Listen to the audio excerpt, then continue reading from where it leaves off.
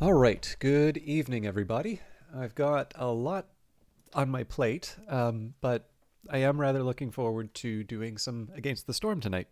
Now, excuse me, I've also just finished dinner, so I may be tempted to. I got little mini donuts, so I may be tempted to snag one of those at some point over the evening. I'm gonna have some water though.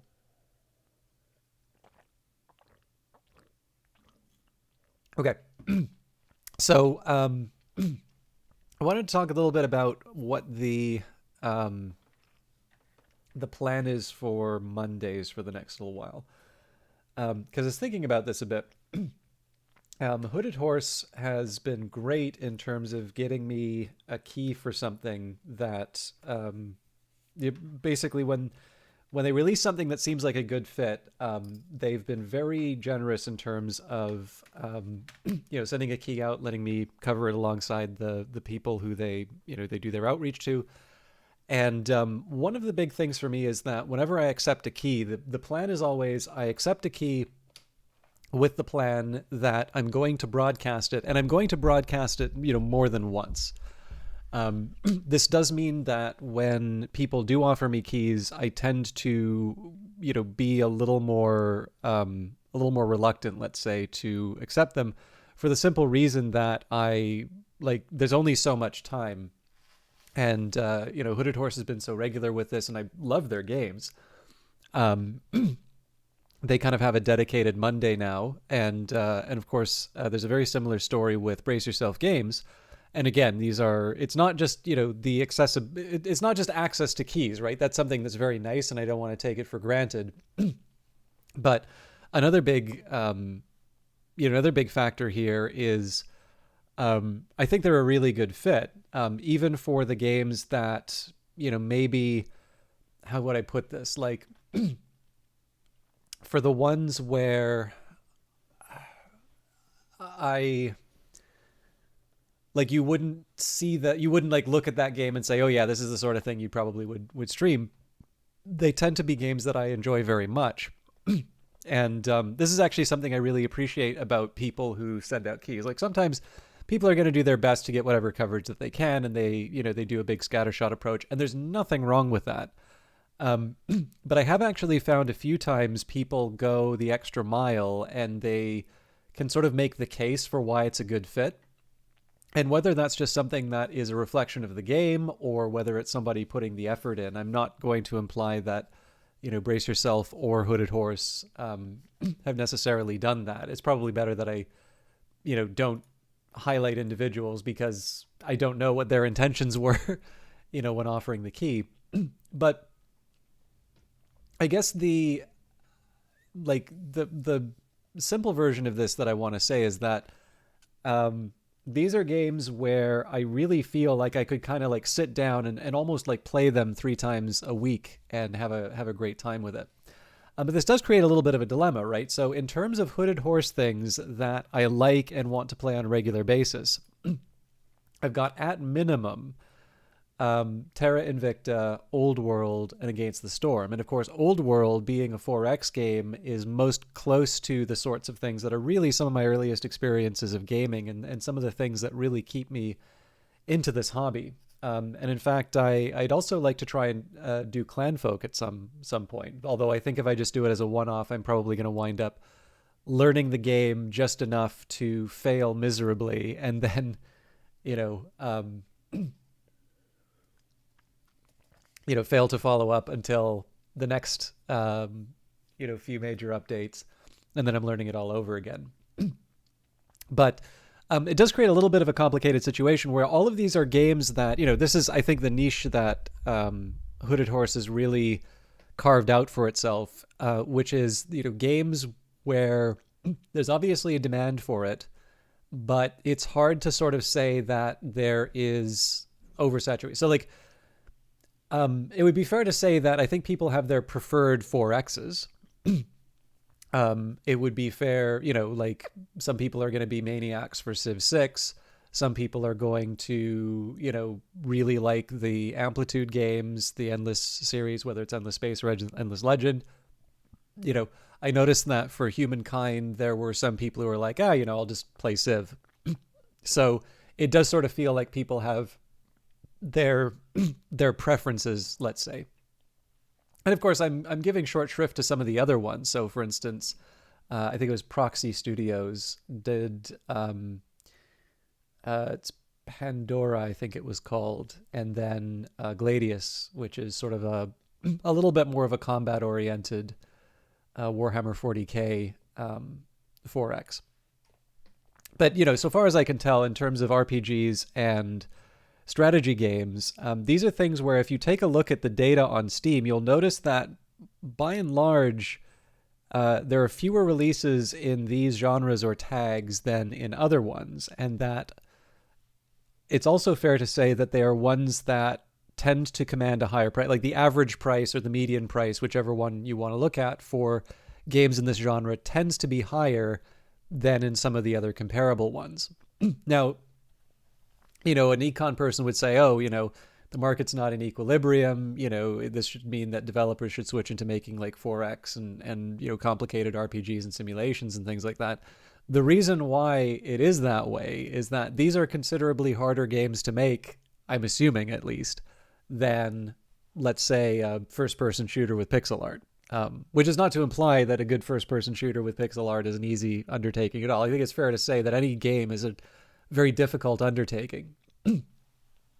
But again, to return it to the practical consideration for me, even within Hooded Horse, I have the choice of several games which could sustain months of very enjoyable play, particularly the way that I do things, which is to tend to, draw them out and be very considered in terms of my approach, and sometimes towards learning things. So one of the drawbacks here, and I was feeling this when I was doing Old World, I really liked Old World. Actually, I kind of want to jump back to it again really quickly. But it's occurred to me that I'm probably going to wind up disappointing anyway. So if someone who wants something to always be Terra Invicta is going to be disappointed when I do Against the Storm or Old World. Likewise, fanatics for Against the Storm are going to be disappointed when I do something that's maybe science fiction oriented. And so I've decided that I want to be a little bit more freeform. It also just allows me to have days where, I've been really busy to play something that, like in terms of Terra Invicta, because I know I'm going to have to learn whole new systems. I want to make sure that I'm a little more sharp on those days. And it would be better if I kind of get out on the other side of all of the deadlines at work before I wind up with all of that. So anyways, it's a long way of saying I'm going to, Monday's definitely dedicated to Hooded Horse. I may be a little bit more flexible in terms of the games that I play. And then the other thing is that it's the spring equinox. Technically, that was, about two hours and change ago. But Against the Storm seemed to be a little bit more fitting in terms of subject matter for the day. So we're back to Against the Storm. This again doesn't mean that Terra Invicta is going away, but I did want to take some time to, play. I feel out of all of the games, Against the Storm is the one that I've played the least relative to how much I enjoyed it. Oh, the Twitch integration update is in here as well. I did not know that. That's even better. Now, if it wasn't clear from what I talked about before, I was given a key for this from Hooded Horse. Again, I think a very interesting publisher of strategy and RPG games. In fact, one of the things that I can do, I should do this a little bit more regularly, but I can share both Against the Storm in terms of interesting.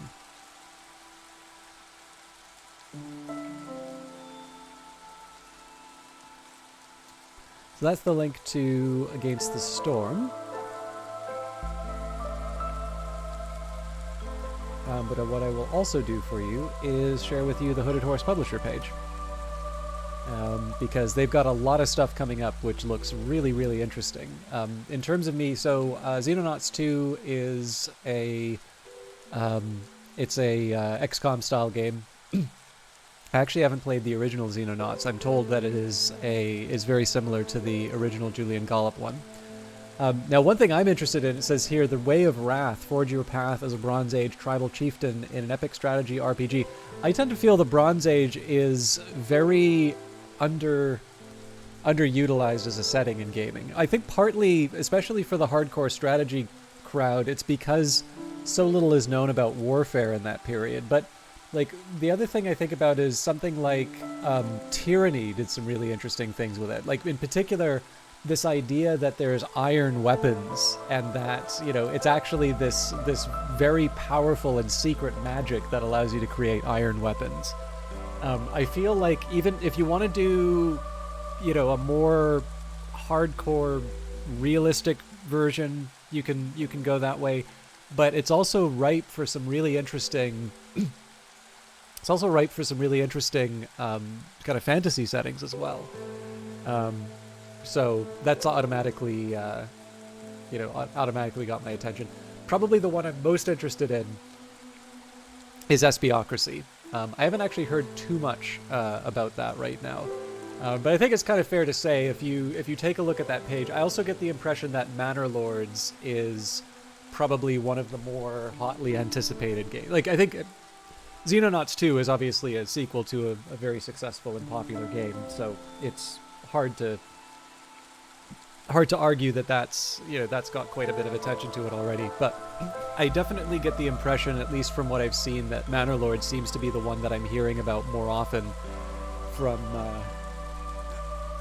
from other people in terms of word of mouth. So, but yeah, in any case, obviously it's a publisher that I'm really interested in. I think they've done a great job of sort of serving the kind of player that I am in terms of the types of games that they're supporting. They seem to be doing some interesting things as well, just in terms of how they structure their contracts and their approach that they're taking towards finding good games, and then also making sure that they are given the resources to flourish.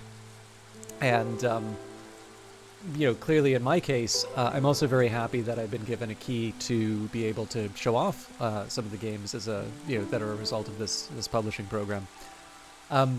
But it is also important to disclose that sort of stuff. So, having been given a key to promote the game, to show it off on broadcast, I'm now informing you of this fact, and you can wait your decision to purchase offhand. I will note that with the spring sale, this is actually 20% off. So, but let's get to the really interesting update here. Twitch integration update. Twitch integration introduces brand new ways in which streamers can interact with their audience, a chat minigame, and chat voting. This update also features fuel prioritization, forest mystery, and other balanced graphical optimizations, and more. So I'm just going to click on Learn More to see what it shows me here.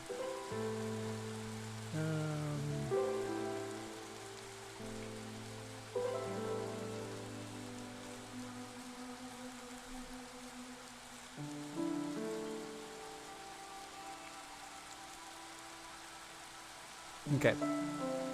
I haven't quite seen... there's a few notes here, but there's quite a bit to read in terms of the Twitch polls and such. So what I'm going to do here is I'm just going to go into the options and see if I can get that set up.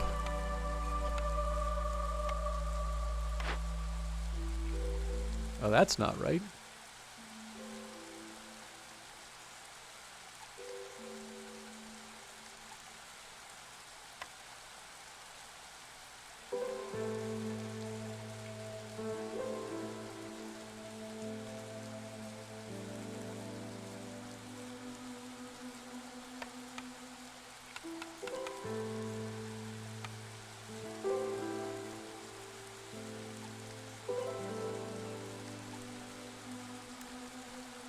Viren Games. Hey, System Shock, Manor Lords, and Falling Frontiers are games I'm looking forward. Hey, how you doing, Viren Games? Sorry, I just added the.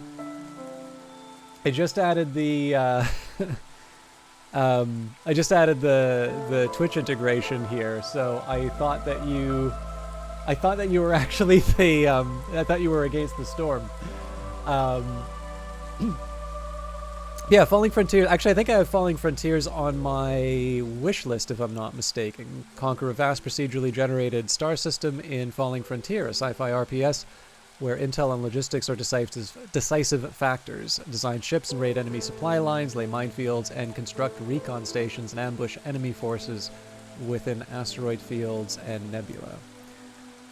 Or nebulae, I'm not quite sure the correct pronunciation. 2023 release date, but I don't know if they've given a month yet. But yeah, that was one that really got my attention. I'll confess, like, I wish I knew a bit more about Manor Lords, just because it really feels like it's the one that you know, people are, like, has a lot of buzz around it. So I somehow missed the, I sort of missed the bus on that one, I suppose. But okay, so this, I think all of this makes sense. I mean, obviously I'm a smaller streamer, so I don't expect too much to happen in terms of the Twitch integration, and we always have the option of just turning it off if it doesn't work out. But I am interested. So it does. What I will do here is I am just going to go into chat and type help. So join forest, join town to join a faction. So it's encouraging fighting in chat. I see. Each faction has 3 forest guardians, council members, guardians. Poison depletes food. Anger increases hostility. Chant slower events. Council, prayer, extra production. Tail, more resolve. Speech, slower leaving. Ah, I get it. So if you're on the forest side, you are trying to hurt the streamer. And if you're on the town side, you're trying to help. Okay. Anyone who joins Forest is banned. All right, so I think I was havering on this choice. Actually, I'm also curious, Viren Games. Again, assuming that you want the back and forth like this. If you're just here to hang out and lurk, that's totally fine too. I'm curious. For you, what brought your attention to those games? Like, was it Hooded Horse specifically? Because for me, it was Terra Invicta that originally kind of made me aware of Hooded Horse as they became their publisher. But I'm kind of curious whether I'm just a weirdo who winds up, you know, following a game like who publishes this thing, or if this is just kind of an example of the sort of outreach that the company's done. So I don't remember if I've won a Marshlands map yet, but it does give me the reward. I think that's as high as I'm going to get rewards-wise. I don't think I can do better than 63. It does bring me somewhat close to the question mark without,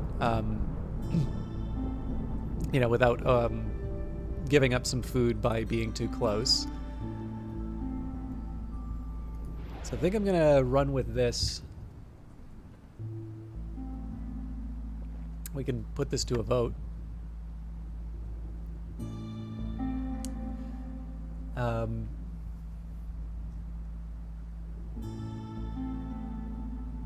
don't think I'm going to move beyond veteran. So Viceroy is one that I've tended to find I pretty consistently get beaten on. So I'd like to sort of top out my improvements that I can do. Okay, cool. Yeah, so it's a little bit like me in that I was a Kickstarter backer for Terra Invicta and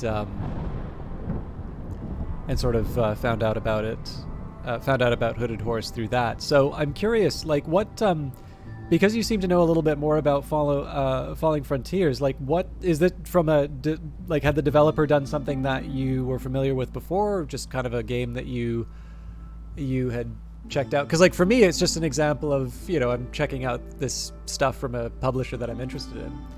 Caravan 2s, all humans. Okay, interesting. I'm kind of curious if I actually would have gone for the harpies and lizards, but I can live with all humans. But yeah, no, basically it's kind of it's the question I have for myself, right? Is how do I find these games that I find so interesting?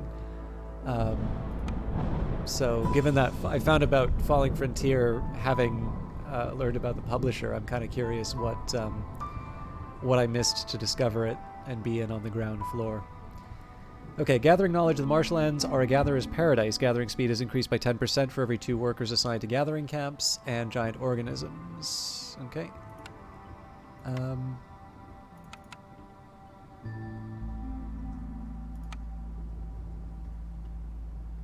think I'm going to try newcomers again, and let's add stone. Oh, nope, stone costs too much. So we will start with roots. Roots.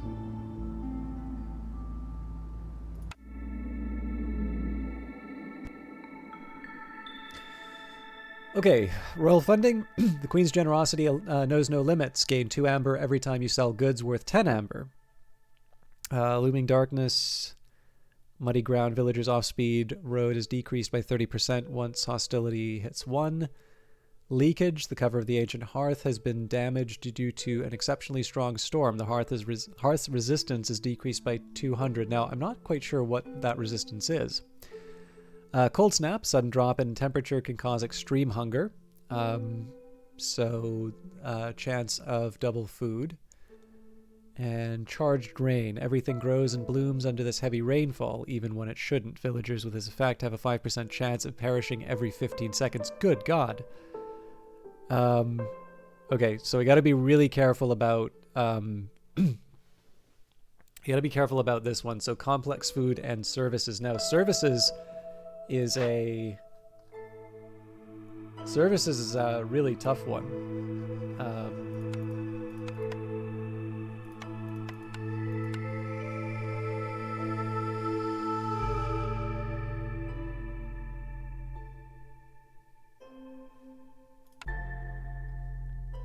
I don't know. We'll work with what we've got.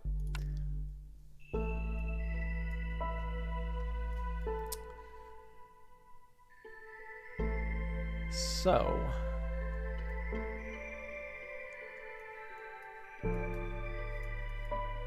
what are our easy glades?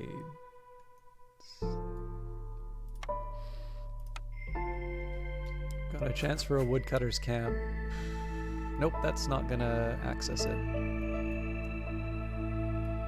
Seems a bit premature to go after the dangerous ones, though.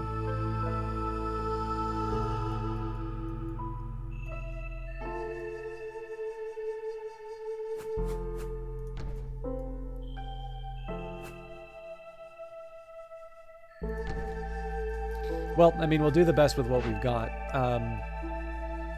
Of course, these are nowhere near where I need them to be either.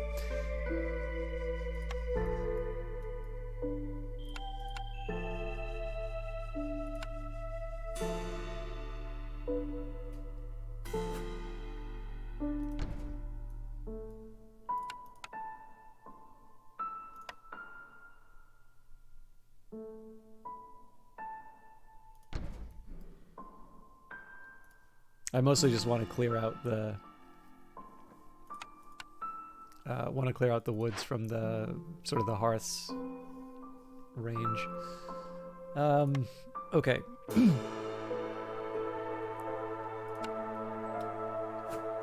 Collect stone where we can, and what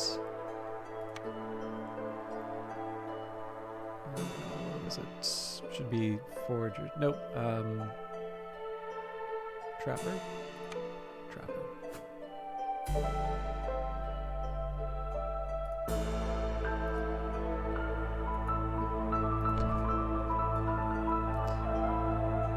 Okay, we'll let them sort of set to work. I should actually probably get this shelter taken care of too. Oh, we wound up with an extra beaver. So we've got 14 people that need housing of some kind.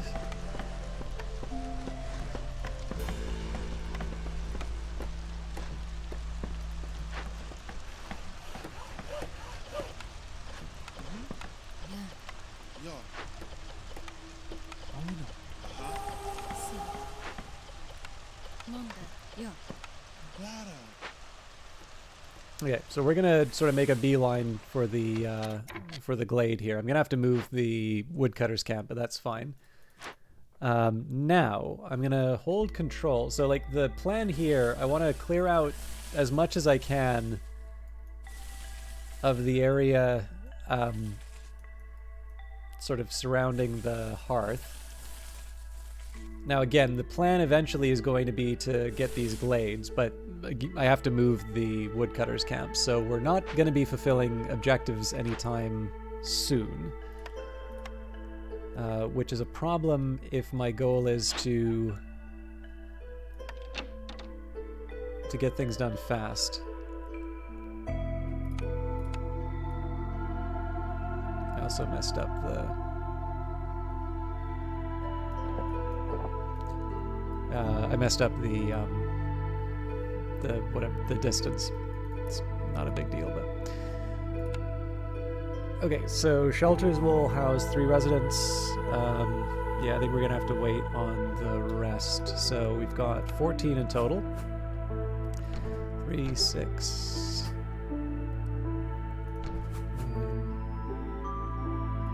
12, 15.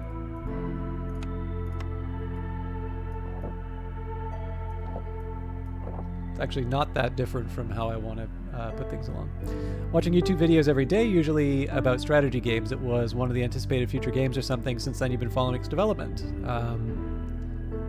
Yeah, no worries, Variant Games. I'm totally, like, I like Twitch integration.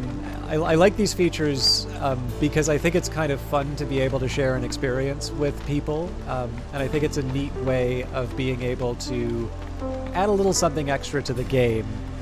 But whether it's conversation or whether it's, you know, or if it's a, you know, a game feature or something like that, the fact of the matter is, like, it's my job to kind of bring the show.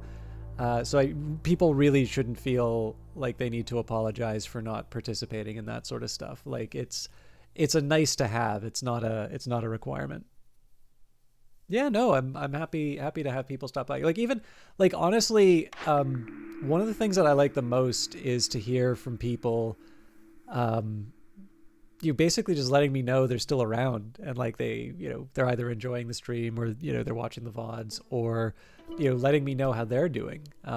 It's, 'cause, you know, like, it's one of these things where, I don't know if there's that many people I can think of from when I first started streaming who are still around. And that's not a bad thing, right? People have lives, their interests change. You know, hopefully I've changed for the better, but just because I've changed for the better doesn't necessarily mean that other people are necessarily going to be into that. If I've changed for the worse, then, you know, that explains why, you know, people aren't watching my stuff anyway. But it's one of these things where I actually really feel like it feels nice to hear from people, even if I don't get a chance to see them all the time. So I appreciate that. Okay, each newcomer group has 2 additional villagers. Now that's going to get pretty crowded pretty quick. Hidden reward is tempting. Gain an ancient tablet for every 2 completed glade events, and gain 2 stone production. Gain additional stone every yield. So steel pickaxes is really tempting, but I'm going to go for hidden reward because I feel like that's the more valuable item. So, we need wood right now to get the remaining buildings built. So honestly, at this point, it's just a question of letting the building kind of happen on its own terms. I do tend to hold off on choosing new buildings until I have a clearer idea of what my goals are. I don't know if that's an ideal strategy or not, but it's kind of what I've worked with. Okay. The Crown sends you new orders, Viceroy. Pick one and the rest will go to the other settlements. So build a harvester's camp and a stonecutter's camp. I feel like that's one...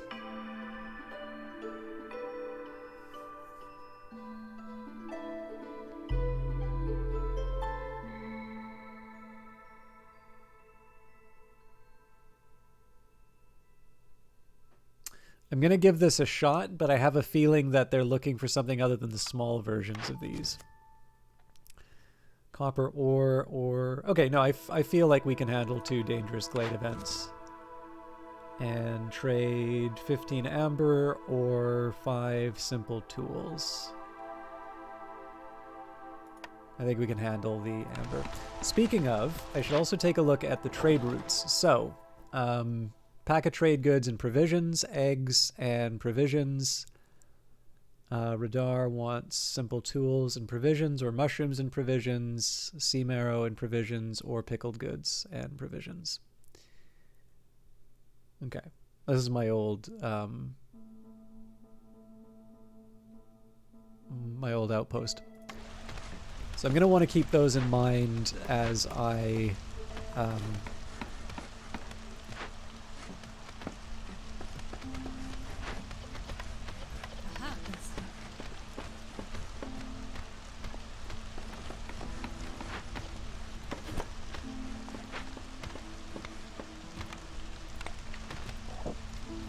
when I start building the different buildings, I kind of want to make sure that I have the trade, basically the trade demands in mind.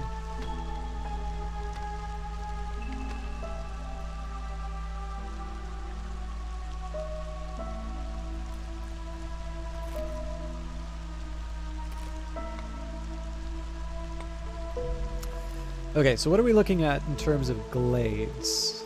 Man, there's really not that much. So got 1, 2... There's a very narrow path to a third up here. Olaf, good to see you. How are you doing?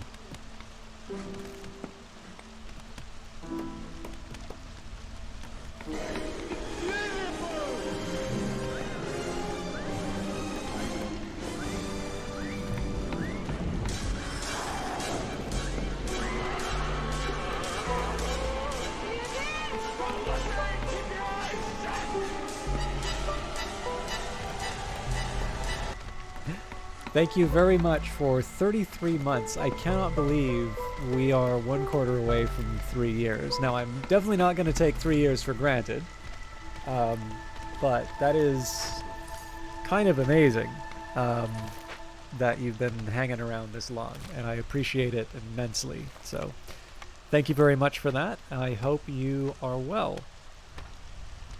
I'm also trying to decide if I want to build the Harvester's Camp now, or we wait and see what the glades give us. I think probably waiting on the glades is the right call.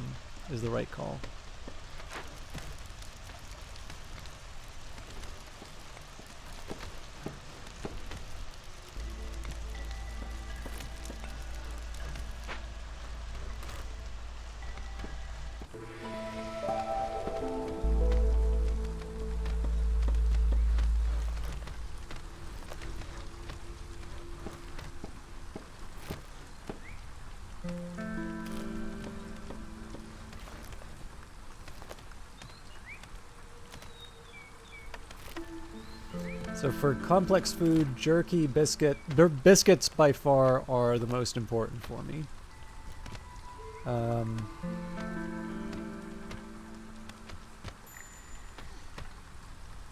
Oh, Dendrian! Thank you very much for joining the good guys. Yes, for those of you who don't know, I have enabled the Twitch integration. I'm not 100% clear on it. Oh, that's cool. You can actually see them. You can see the chat people inside of the village. But yeah, actually, for those of you who don't know, Dendrian is very good at Against the Storm. I'm not 100% sure how I'm going to handle the hostile events that I'm up against. I've also seemed to have wound up in a bit of a tough spot as far as getting the simpler glades are concerned. Or sorry, where like the simpler glade. You know what I mean. But right now I'm letting my one lone human build up the remaining shelters. We will... Yeah, no worries. I'm sorry all I've really said is you're good at the game. Because I feel like you are maybe a bit more deserving of some elaboration, but I also have a feeling there's probably not that many people in here right now. But I'm certainly looking forward to catching your stuff. Catching it for a little bit longer than I was in previously.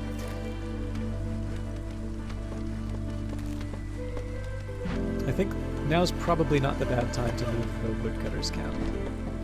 So again, the aim here is to try and get a couple of simple glades before we have to deal with the really tough stuff.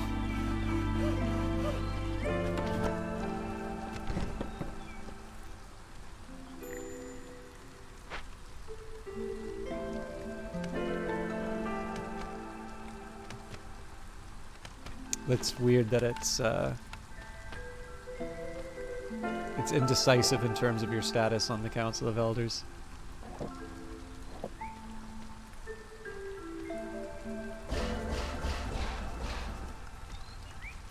I'll probably wind up rebuilding that at some point, but... Okay, let's see if we can very narrowly work our way to the glade here.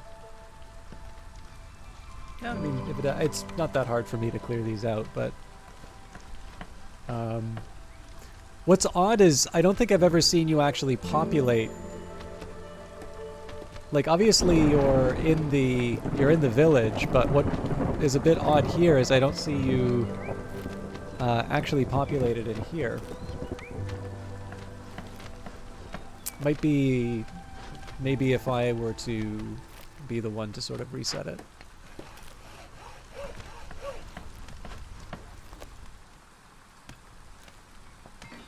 I think we're in a good spot to move this one as well.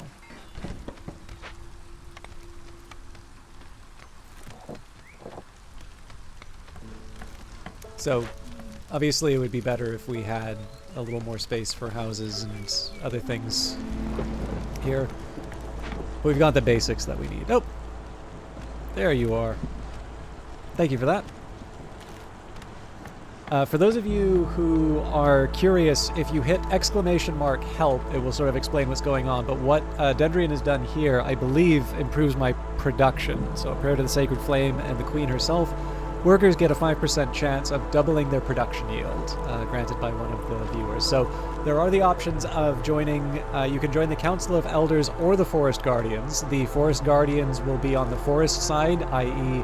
working to destroy me, whereas the Council of Elders will be working to preserve this excellent little hamlet we've got working with us here. I suspect there's no way that I'm going to be able to get to that glade, so we'll cross our fingers and see what happens.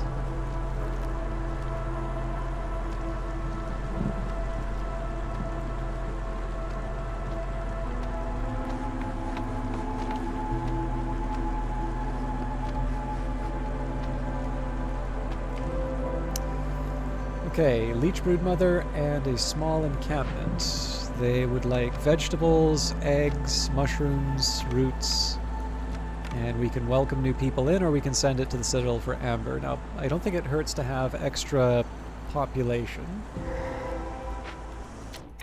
Alright, that's inconvenient for us. So in 7 minutes, magical explosion, the core of the machinery is unstable and could explode at any minute. Destroys everything within a 10-field radius. So let's try to avoid that. Now, had I built a rain still, I would have been fine. So the plan will be to send it to the Citadel. However, we are probably going to wind up... ooh. Yeah, well, let's do the best we've got.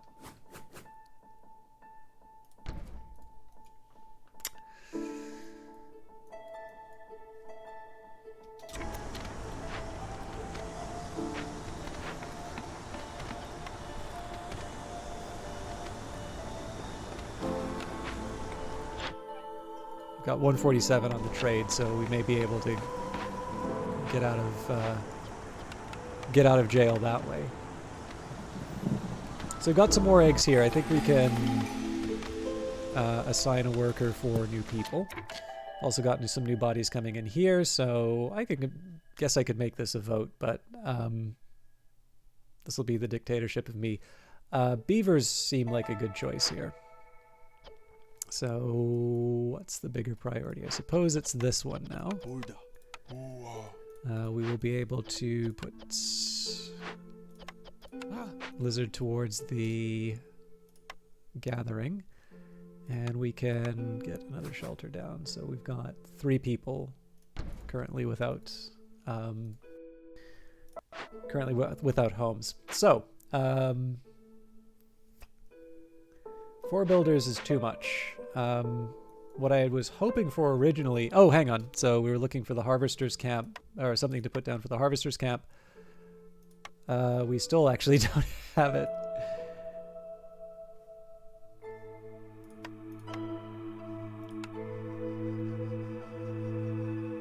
Yeah, we don't have plant fiber or reeds to take advantage of. So forger's camp... it looks like we can finally build a mine. Might have to chop down some trees for it. Again, I gotta need to be careful about this because of what could get destroyed.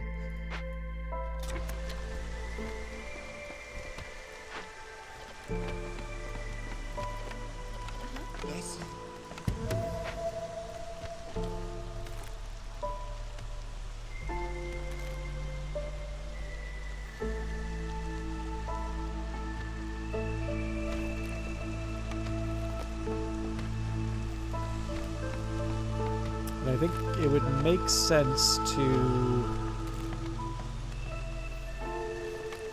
Oh, hang on. I think to refine my wood, I'd actually need the building first.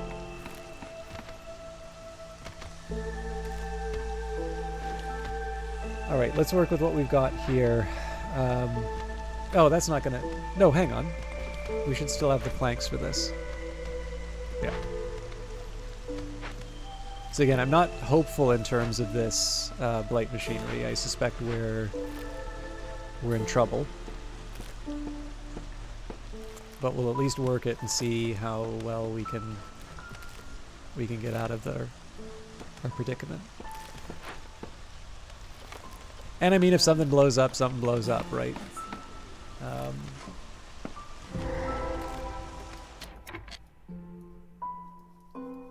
Oh dear. That was the last thing I was expecting to have happen, to be honest. Now, the good news is we do have a farm. Clearance water geyser. Okay, and that actually gives clearance water. So, can we get past... Of course we don't have... Okay, so the good news is I should be able to build Purging Fire in time. But man, I have really not set myself up for a good time. Okay, and we're not quite ready for the Blight Post yet, but I feel like I should be able to get planks and bricks in fairly short order. However, I don't have enough parts, so I'm going to have to dismantle something for that. Crap.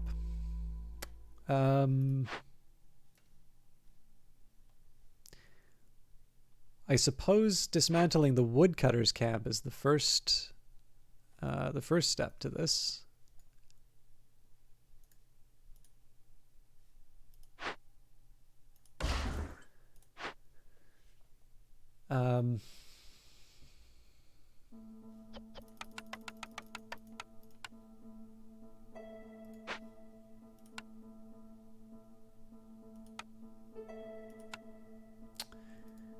And then I can build sort of the workshop for the crude versions of things, but I think we need to pick on... Oh, hang on, before I do that. Cornerstone. Strange roots spread across the land. Wood production is increased by 1, but harvesting and planting are 25% slower.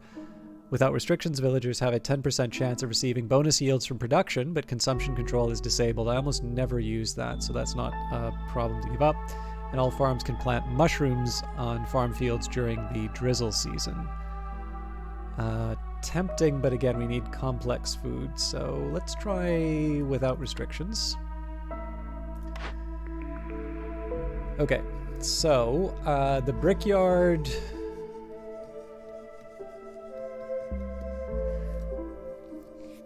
God, I've got a couple choices here. So the brickyard is tempting because of the buildings that it gives me. The forager's camp is tempting because we do have grain directly in front of us. I'm going to go for the brickyard, though. So we've got the forager's camp again. That one, I think, makes sense. I pretty much have to go for the lumber mill, even though the cookhouse would make sense for the refined goods that I need to make. And now we need to start appeasing the queen, otherwise it's going to be a very short run. So,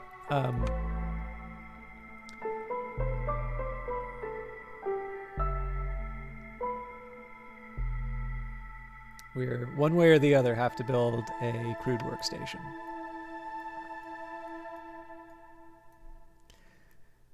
I'm going to try and put that off to the side where it's not going to get in the way of building more important buildings.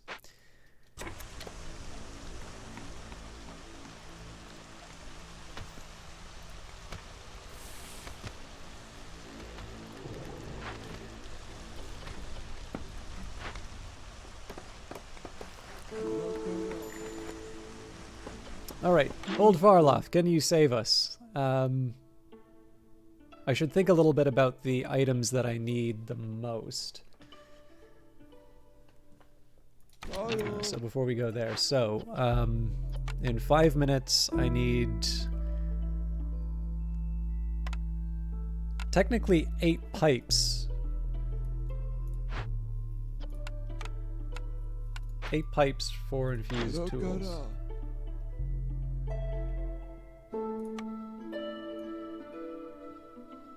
So that would cost 8. Okay, so clearly the pipes make the most sense out of what I've got available to me. Now the thing is, I don't have that much to trade right now. Yeah, my leather's like useless. Well, not useless, but it's worthless. I can really hammer it with the wood. Now that's going to have its own consequences, but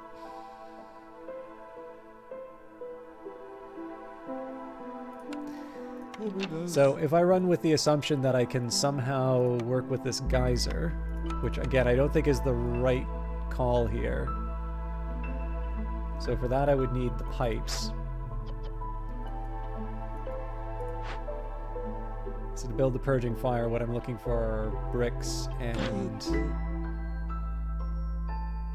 planks. But I don't have bricks.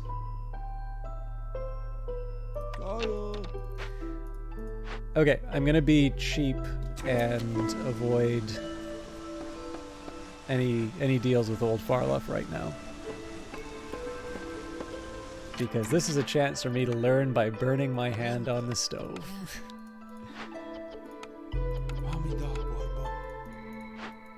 Okay, so here I needed a it's a lumber mill, so we needed 2 bricks, 2 fabric for that.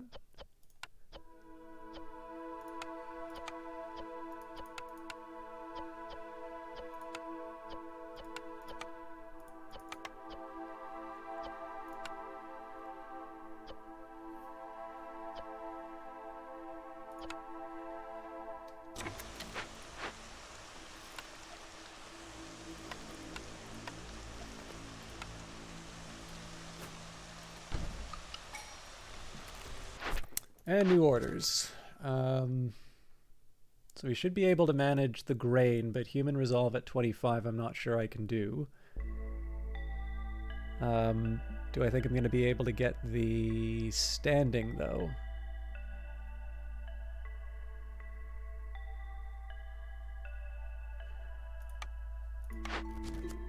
Let's try it.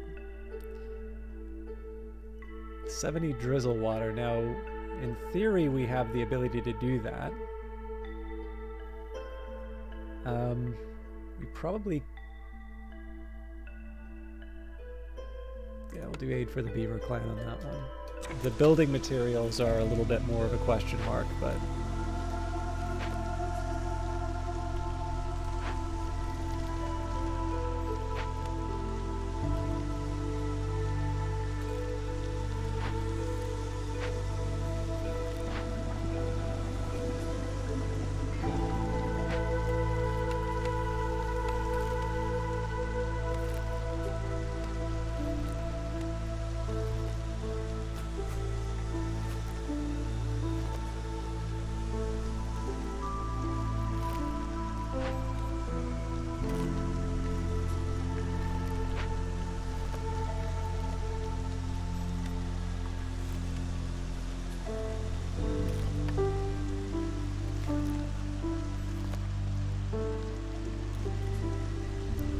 This is not going to end well.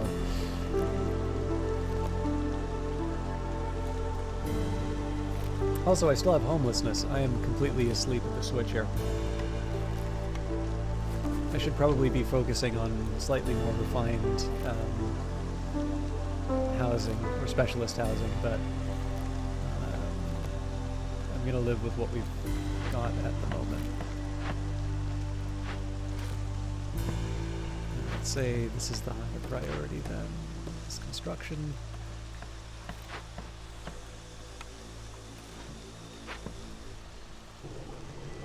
There's nothing really that stops me from building this geyser pump. I probably should have done that sooner.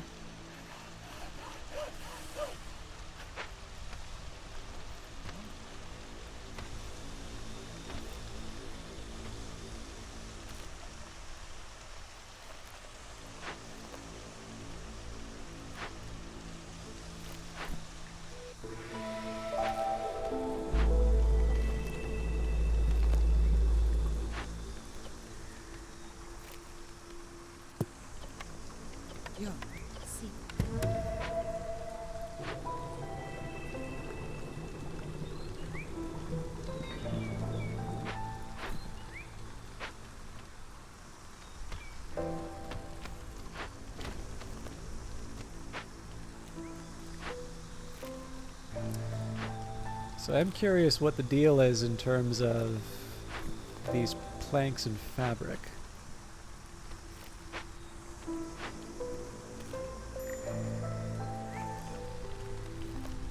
Okay, that's... Oh.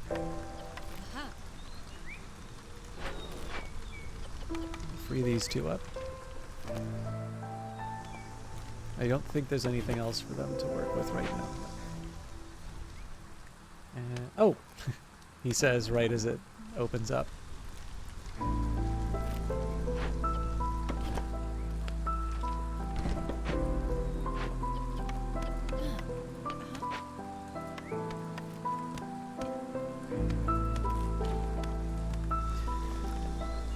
Okay, yeah, we've got the lumber mill on the way, but obviously this threat is gonna hit us. Again, it'll be an education in terms of what the actual effect is. I probably should have had someone working on this. Oh, hang on, we don't have the fire yet.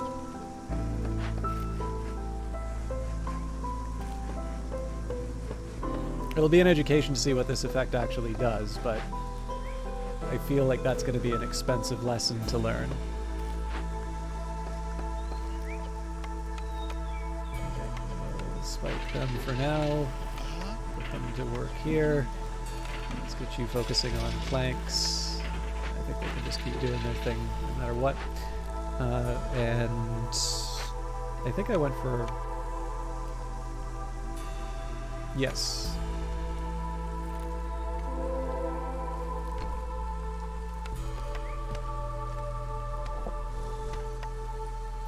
Was it worth... Ah!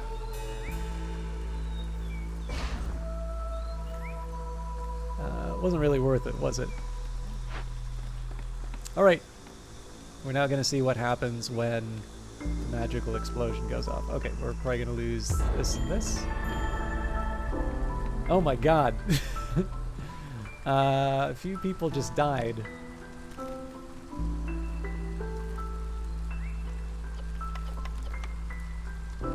And obviously we're out the buildings. In fact, I believe that cost me some tools. But on the bright side, it's all clear.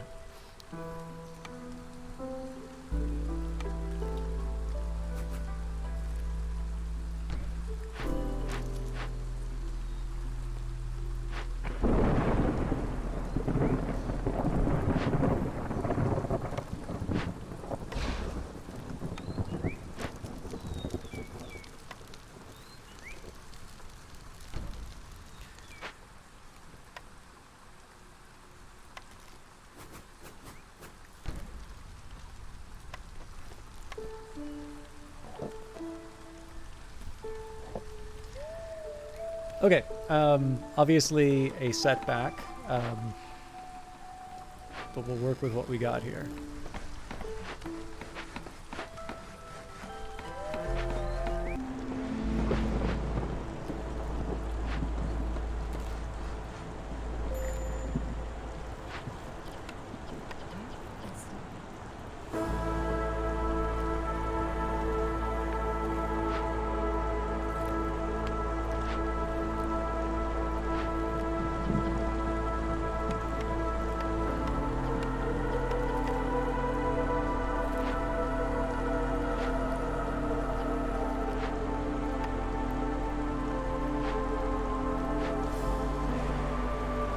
So what's the penalty going to be when we don't pay the fire price?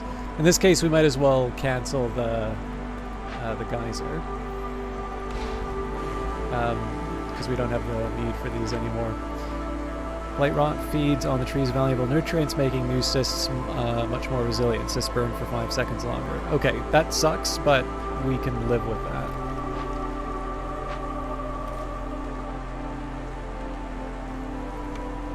And then put down a brickyard.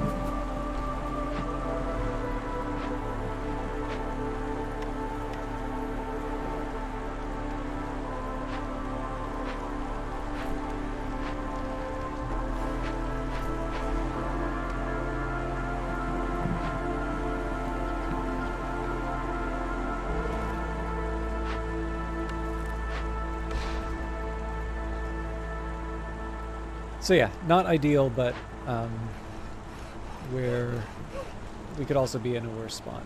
I'm going to start clearing out more of the surrounding area.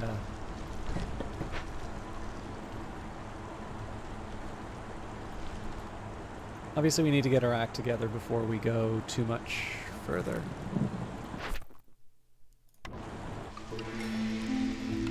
Okay, a new cornerstone. Water is not only used to power engines. Wood cutting speed will increase by 10% for every 150 units of water used in rain engines. We don't have any rain engines, and actually I think those are something new in the game. Actually, one thing I didn't realize earlier on was that it showed you the blast radius, so I could have actually built, I could have built accordingly. +2 to stone production, gain... yeah, I think I prefer steel pickaxes. Because right now we're just picking up stone off the ground. And what types of people do we want to add? I like simple tools.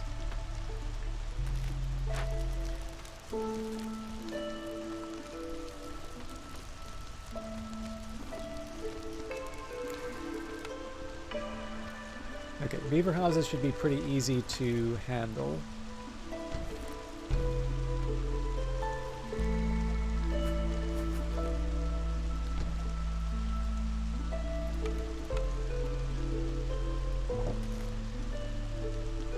Obviously, we need to wait for the lumber mill to get going.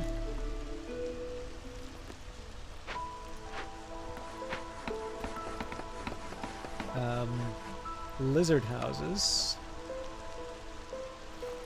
Fabric and bricks.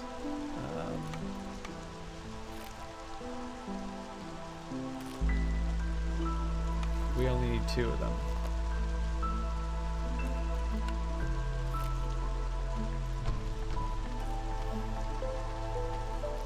13 humans, so I need about 7 human houses.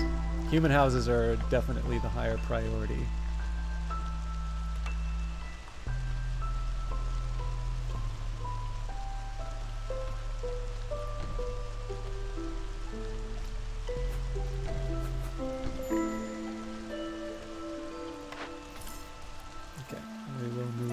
To collect.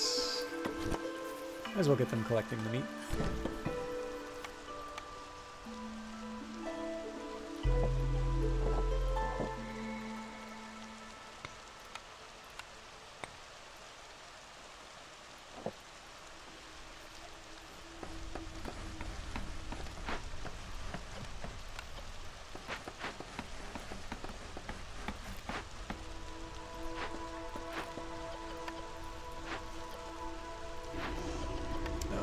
We should have been working on this faster.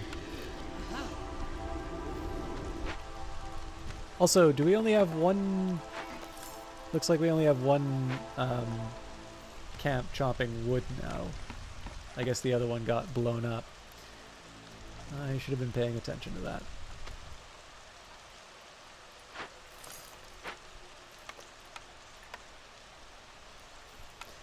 Although, aren't I out of... No, apparently I'm not out of tools. So, let's go for the low-hanging fruit as before. But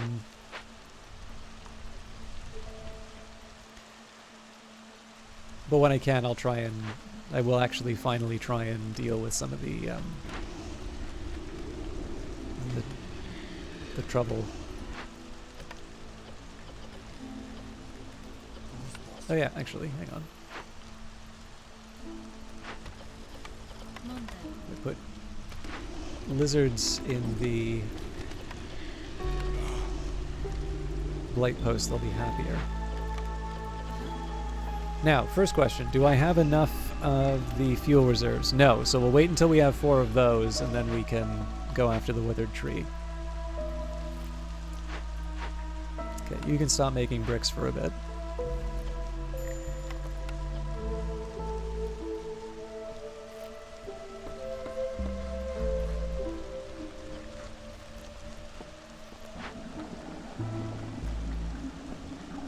Gotta figure out what to do with the with the rain collector. I'll confess, I haven't actually done that much with the rain in this game yet. I still need someone to work. Okay, what can we do? Aesthetics seems like something I can handle. Use stormwater, 125 units of stormwater in rain engines in production buildings. Again, I've never really done rain engines. What's my alternative? 15 harmony decorations. But the simple tools will help me...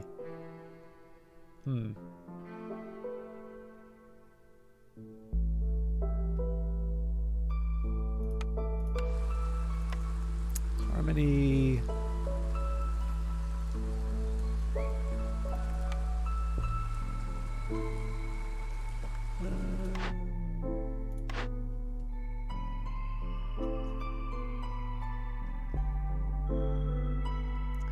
see what we can find out about the rain engines.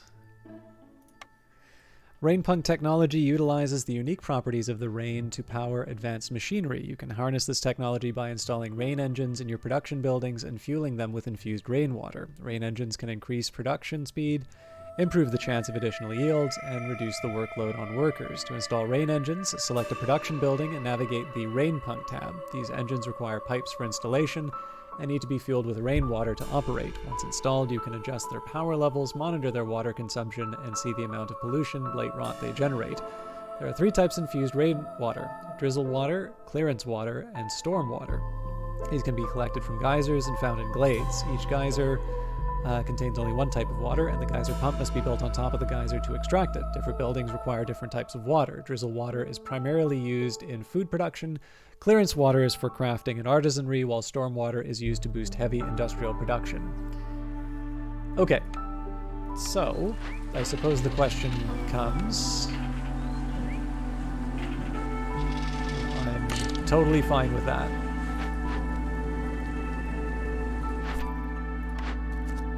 So we will take that order.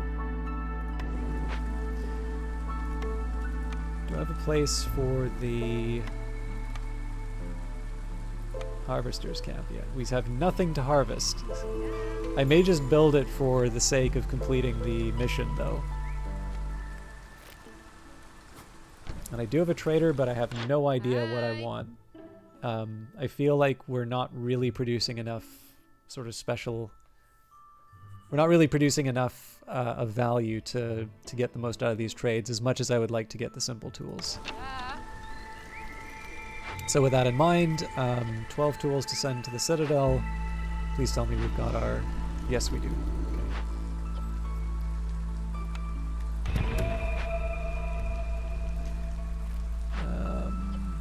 So I'd like 28 in total for simple tools.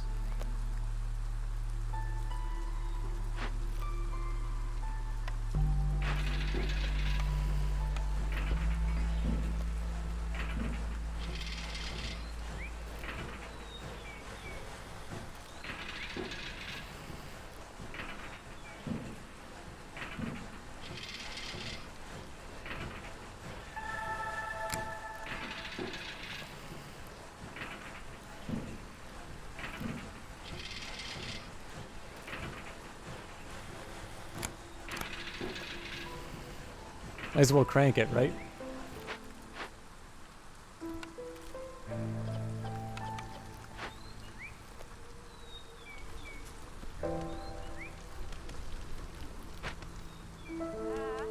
So, if I can, a farm would make sense, just so I can get some of those, some of that complex food. Apparently, I'm out of space for the pops. I think that will change once we get the housing built, though.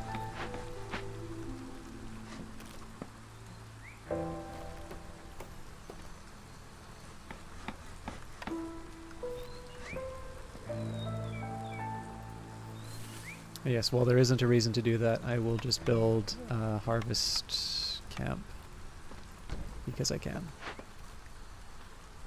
Ah, we are out of parts. Okay, well, I'm going to need to think about that. Oh, hang on. Did I... Why did I try to build 2 then?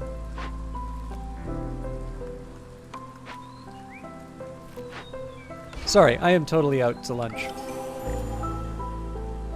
Additional blight rot cysts appeared. So that I'm not too worried about just because they'll be able to burn them. Okay, we do have the ability to plant some crops. Okay, so there's a small farm. Now, I guess that comes at the cost of the monastery for leisure. But I'm not quite sure what my alternative is here. So... I'll go for the farm.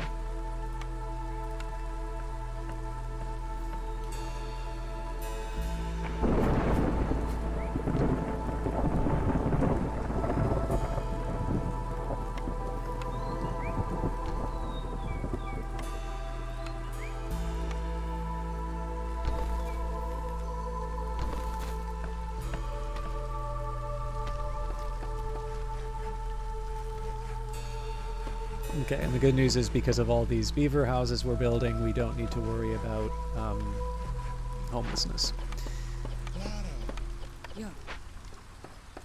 I'm gonna have to rearrange the workforce to kind of accommodate the farms, but those aren't going to come those aren't going to become active for a while.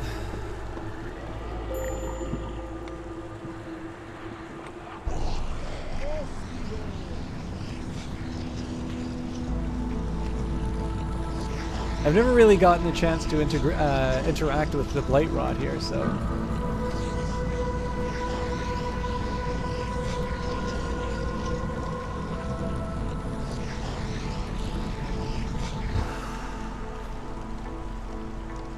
Okay, so my big dilemma right now is, I know obviously we're low morale for the lizards and the beavers. Now, lizards are coming from a higher level, so it may be that we're almost certainly going to be more than halfway through the storm when they start thinking of leaving.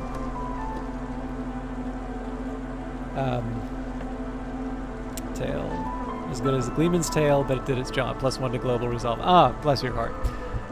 Okay, yeah, so we're in danger of losing the beaver. So normally what I do here is I sort of dance between, you know, what group do I anger in order to try and preserve some bodies. That will probably work. Oh, you're kidding me. Okay.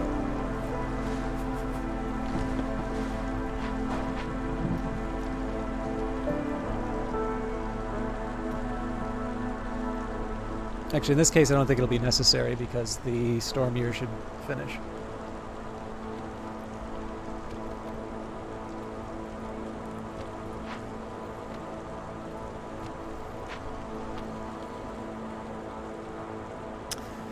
Okay, a very, very rough start, but I can sort of see a path out of here. So I think one of my biggest friends are going to be the tools for the caches. Those usually wind up saving me anyway. We've got Rebellious Spirit. The people are feeling oddly rebellious. Gain +1 global resolve for every 2 impatience points. I mean, that is helping me out here. We've got the Smuggler's Visit. A shady character appears in your settlement. You can choose 1 blueprint from the unlocked blueprints. And over-diligent woodworkers. Some woodworkers just can't stop working. Gain 3 barrels for every 10 planks produced. So I don't normally go for over-diligent woodworkers, but I kind of like this because it gives me another refined good to mess around with. Yeah, no worries, Endrin. I was actually going to ask, because this is such a clown show, I was going to have a bit of back and forth in terms of about like writing this ship. Obviously, the water is entirely new to me.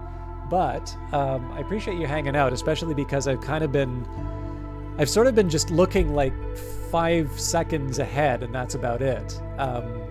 So I appreciate you kind of sticking around for the time that you... Sorry, I'm saying the same thing over and over again. Appreciate you sticking around for the time that you did, and I do hope to get a chance to chat with you when you come back, so I can probably get a little more understanding of the game, although I suspect stopping by your channel will be the better option there. And for those of you who didn't see the shout out before, that's the official Twitch one. I should have done that before. Dendrian is someone who I found through this game. In fact, when he says some things to take care of, it could be that they're being very polite and are going to be going off to stream themselves. So if you are interested in Against the Storm, I highly recommend checking out their broadcast because they very clearly understand this game very well.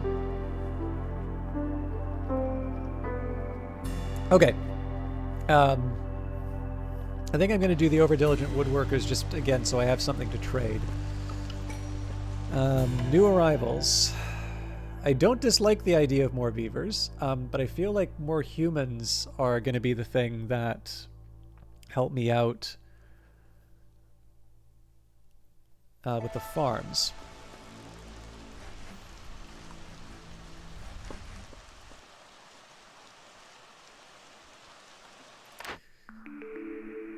Okay, so we've got a smokehouse, scribe, smelter, kiln. We had an opportunity to get a smelter.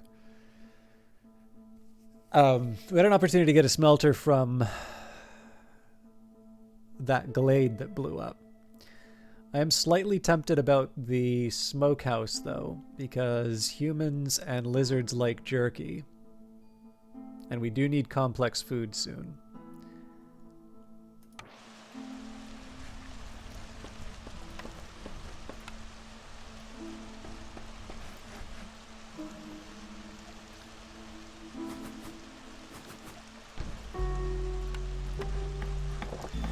Okay.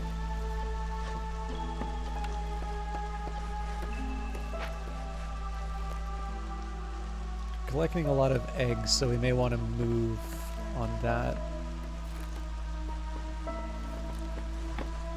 Oh, you know what? That small trapper's camp isn't going to help us.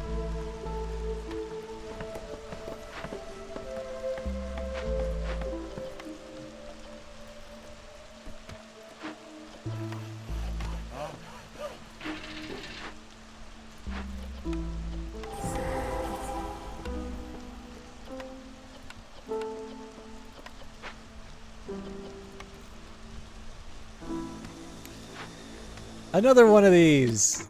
Okay, at least this time we've got the clearance water to work with it. See, yeah. And we have a brickyard which we can turn into crystallized dew and pottery. I think that's going to be the right call here.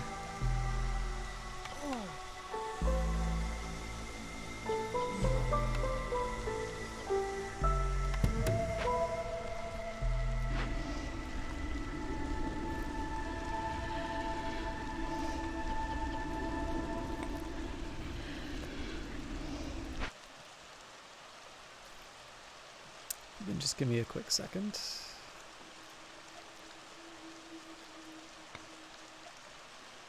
All right.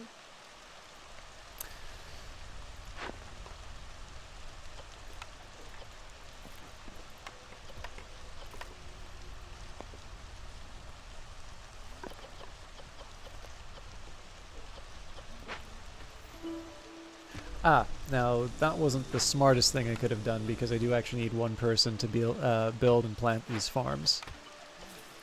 Ah, crap. Okay, I'm actually going to need to think a little more carefully about this.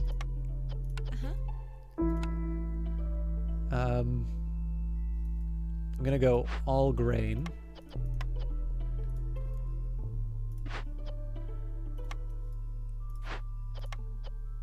Yeah.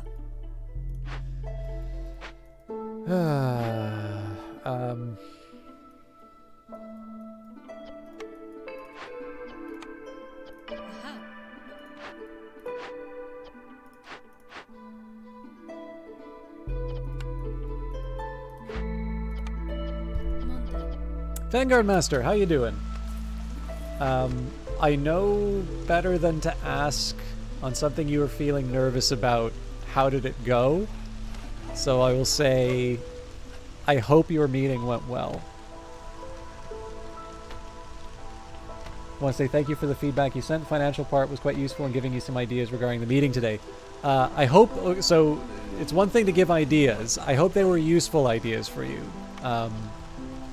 But no, absolutely, not a problem, Vanguard Master. I did say I was going to do that for you, and obviously it took me longer than I was expecting, so...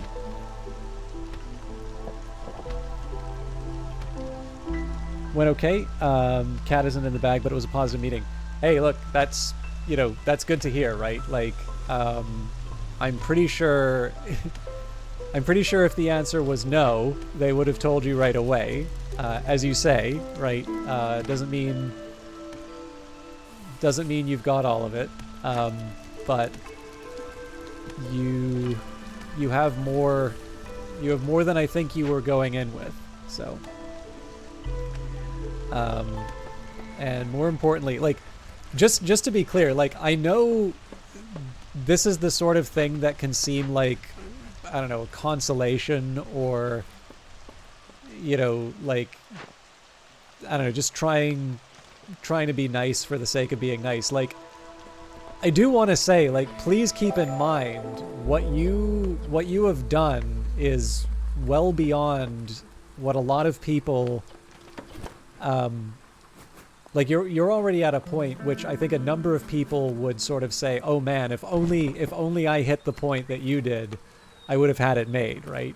Obviously you know better, but, you know, just keep in mind the one thing that you've got going for you right now, is you have hit a level that other people are like, oh yeah, you know, this, if as long as we could do this, we've got it made, right? So.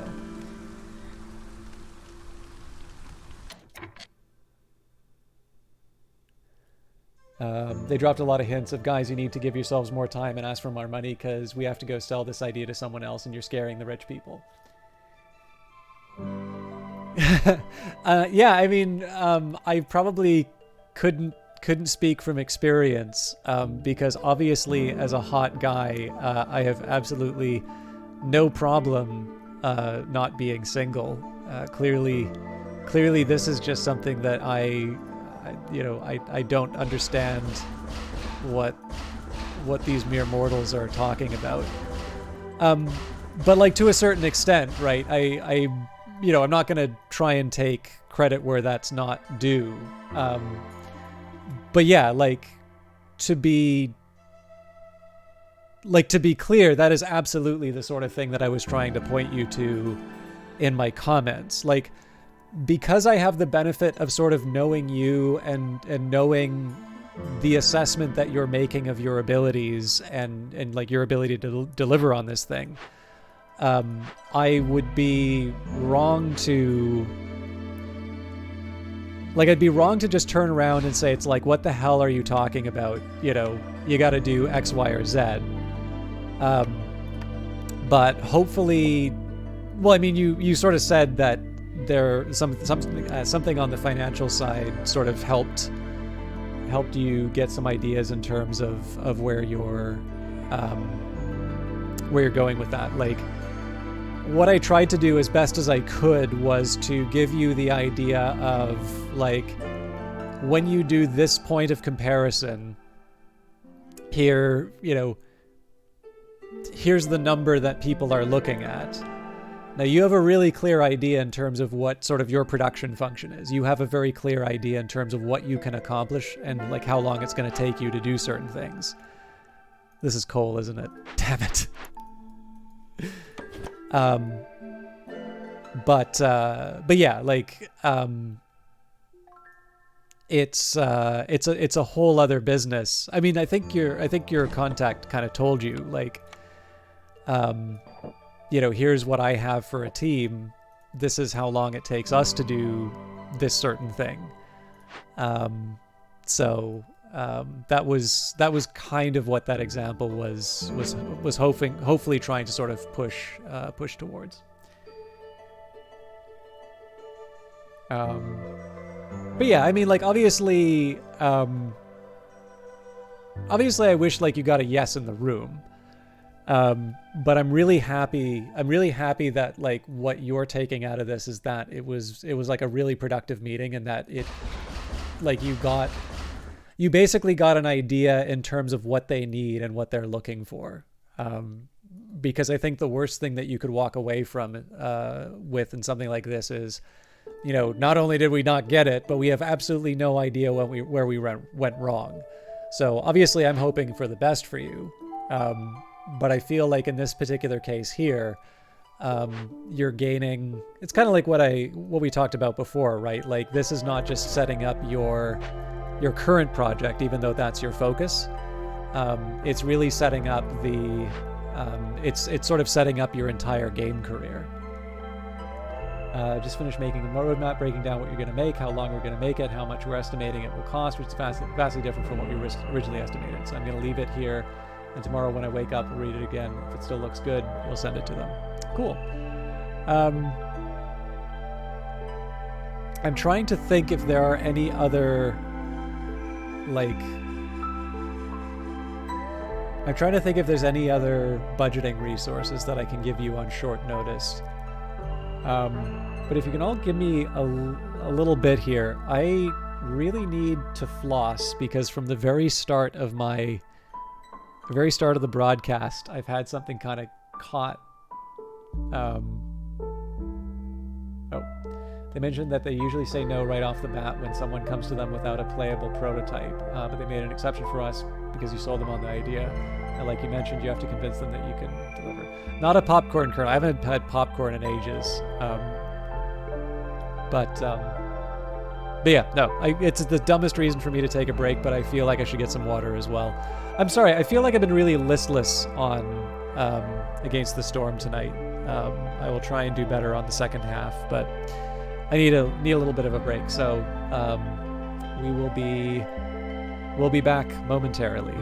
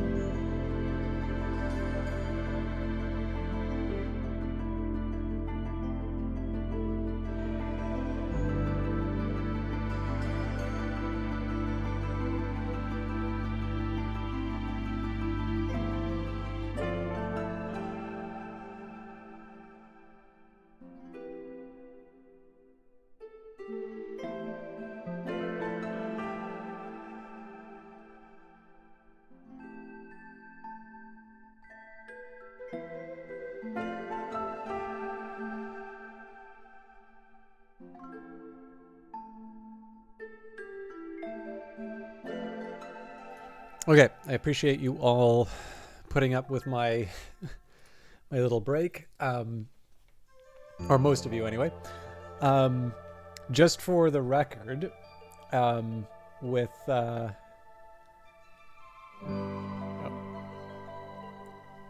sorry, I thought I got it, and then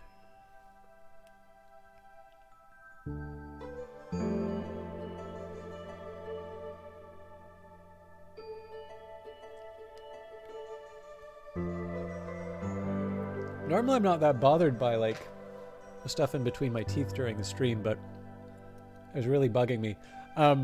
Regarding any nautical information, I should note that Vanguard Master until recently was a I believe the colloquial term is professional sea puncher. So I'm going to defer to their expertise.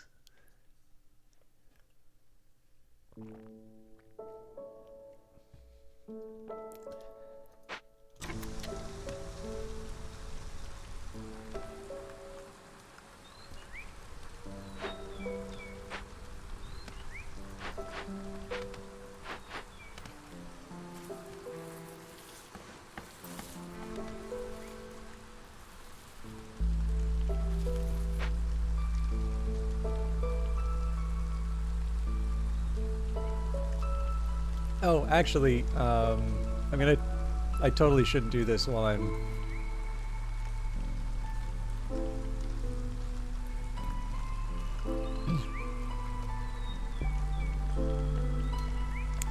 So I was playing some Tetris Effect recently, Vanguard Master.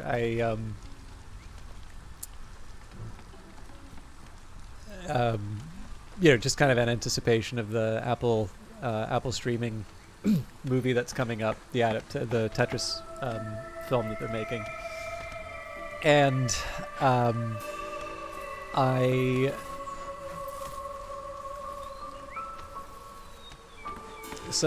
seen a version of this video online, but I've got a running joke. Well, I mean, I guess you've seen like most of the videos that I've sent. So in any case, I combined the song and the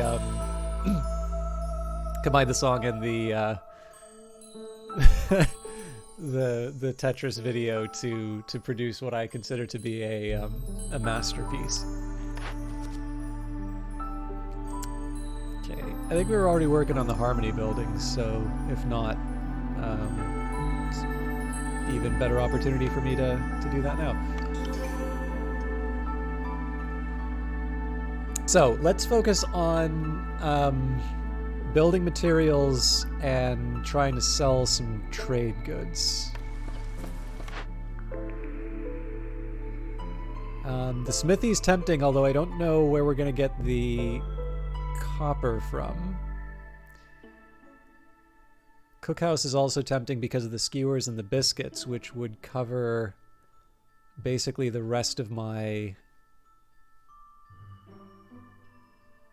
Yeah, I'm going to do the cookhouse just because we need the extra.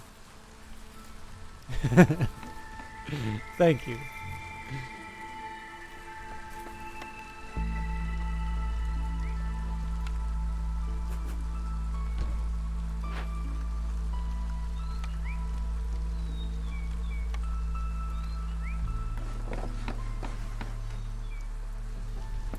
Okay, what am I gonna do?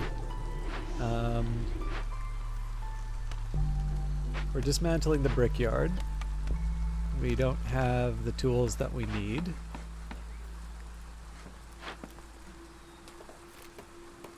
We don't need the harvester's camp anymore.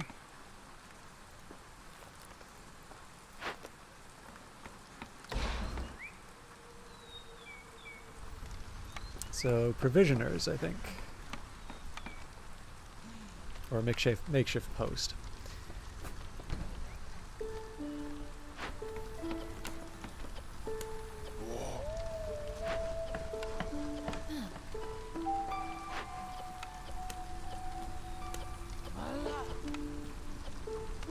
Good lord.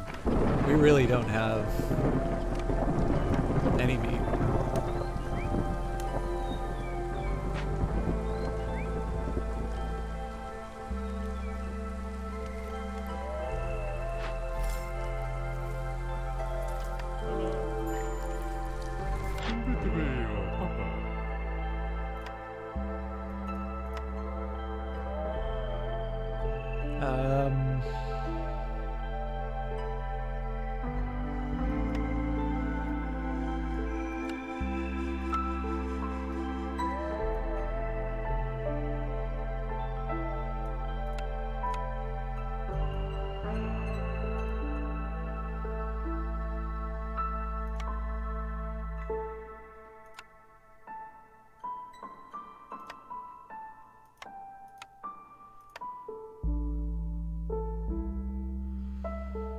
I think that's the best I can hope for right now. Might be tempting to try and get some meat as well.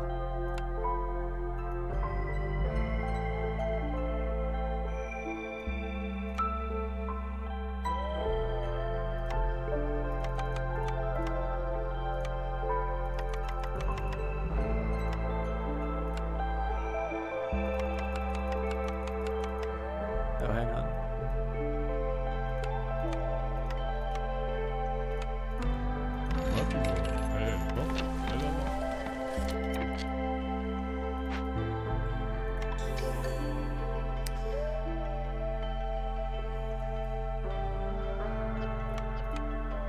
All right, we've got a clan hall for brawling and religion, a tavern for brawling and leisure, a monastery for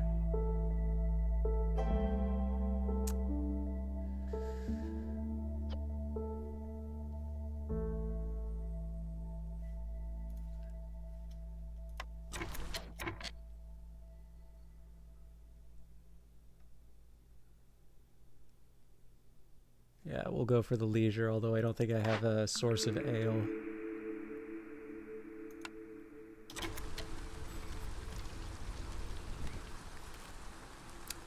I'm not quite sure how we're gonna see this one through.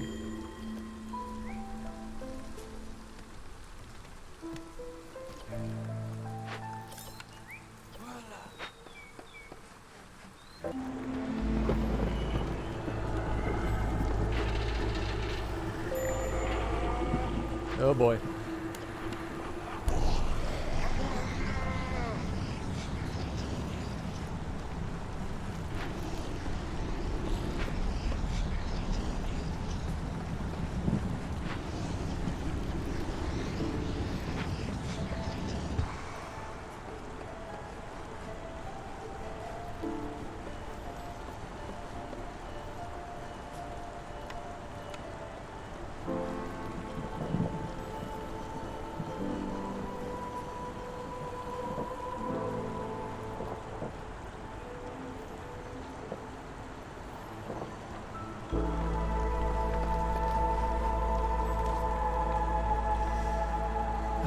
Let's work.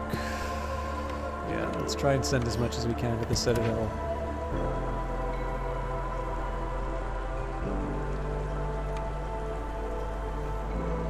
We're definitely going to be losing some people off of this. And to be honest, I'm not sure I've got... Like, we've definitely been in tight spots before, but I think the playthroughs sort of run away with me. Run away from me. I don't think I've got what it takes to um, to see this through.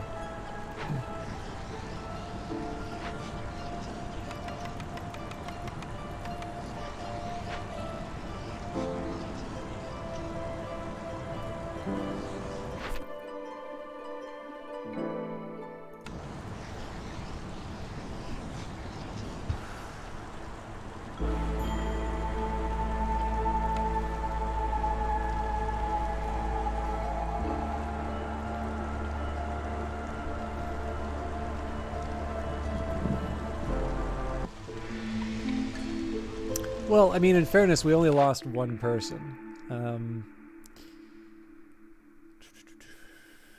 Let's go for reinforced axes. Okay.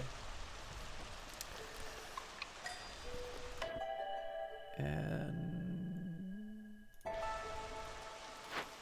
replacement beaver. So what I want to be doing now, I've kind of fallen into the same trap that I did last time that I played. I'm being a little reactive to what's going on. Like, you know, we're now up to hostility 3. We need to be meeting people's leisure or service and complex food needs. We're not achieving either. We're actually getting low on food. And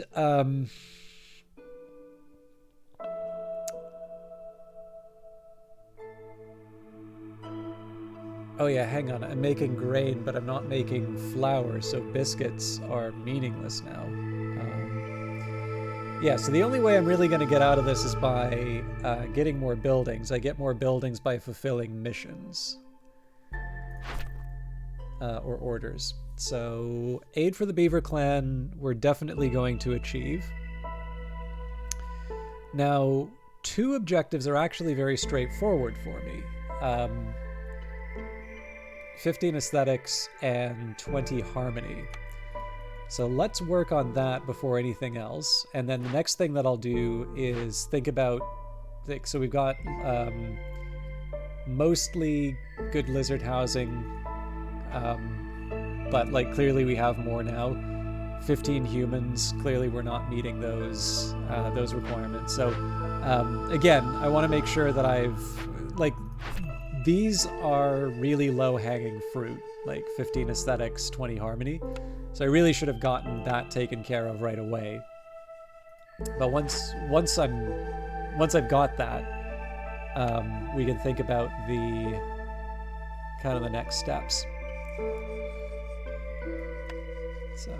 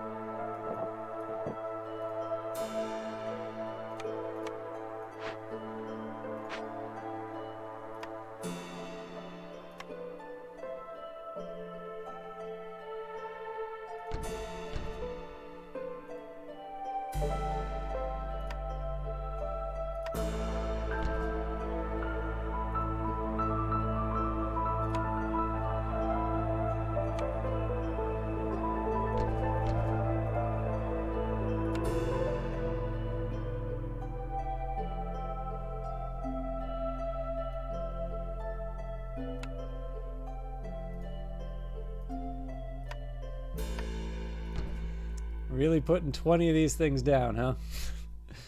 Got 1, 2, 3.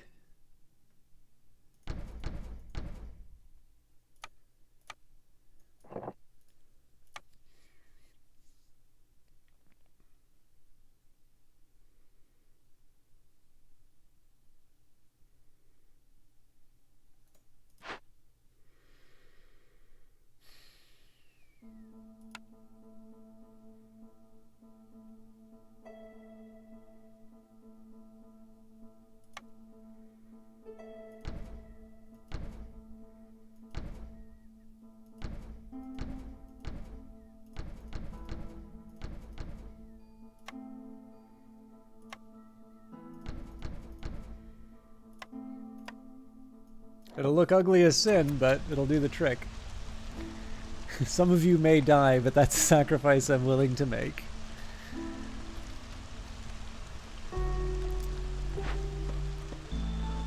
Okay, so once all this nonsense gets built, I'll have a clearer idea of where we're at.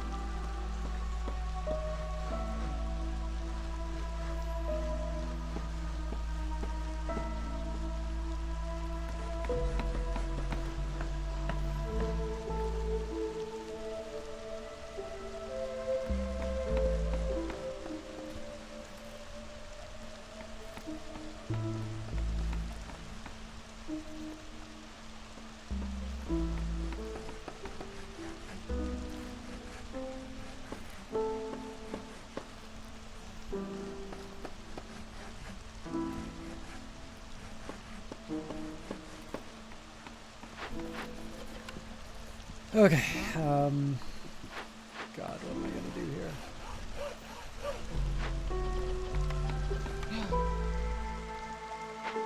I feel like I should start unlocking a few more of these locations.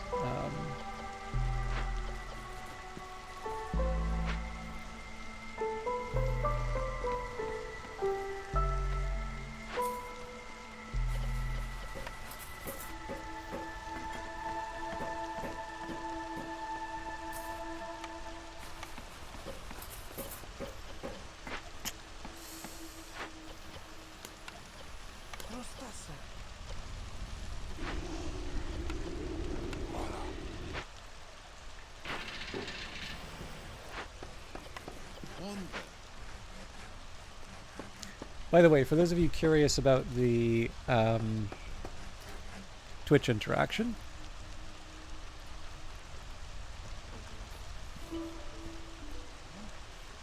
okay, I think at this point I just need to let nature take its course.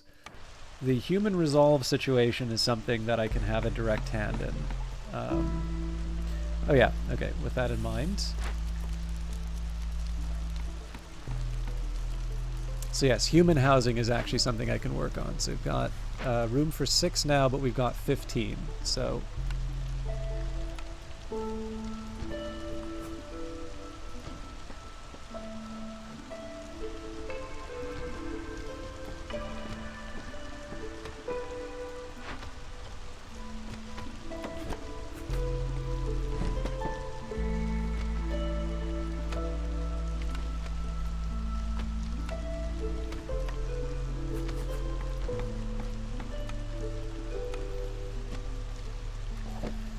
okay, so we've got 2, 4, 6, 8, 10, 12, 14.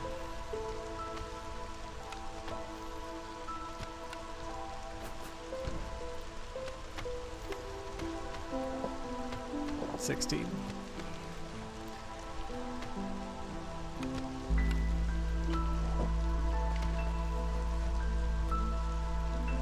Bit of a mess in terms of where everything's placed, but I can live with that.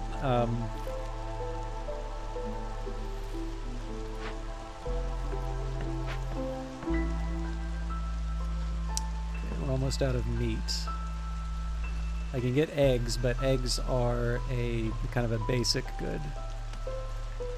A large trapper's camp is definitely something that would be welcome. I don't know what that sound was.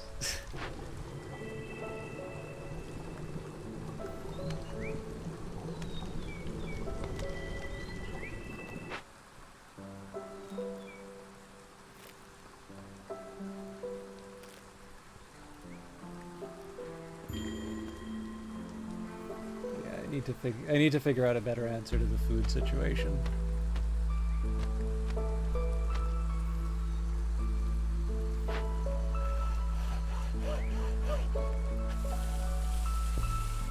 Honestly, my best bet is to cut into one of these dangerous glades, so I think we'll do that next turn. One thing I may be able to do, and put down the herbalist camp at least. Get some variety in our diet. Yep, So that's the basically if you join the Forest Guardians. Oh, you bastard. Okay, so that means that you're fighting against me.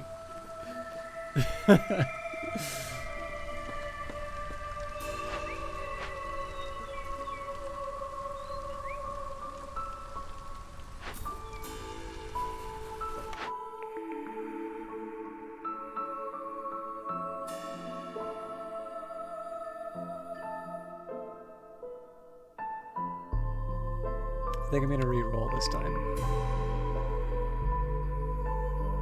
Ouch.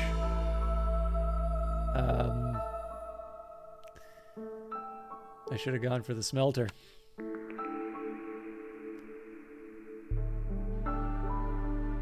Good lord.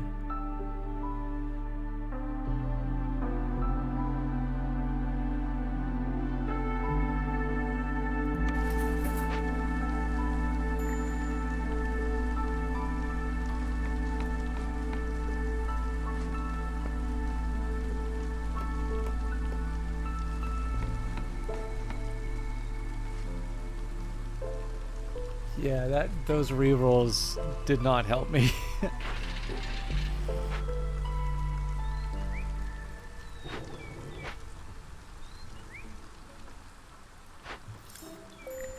Okay, let's move the trapper's camp to a new source of meat.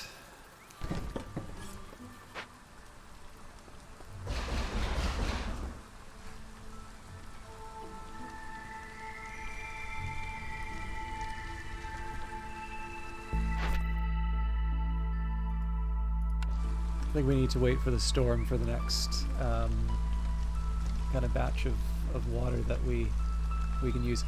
But yeah, I'm just taking a look at the food situation here. We're in trouble.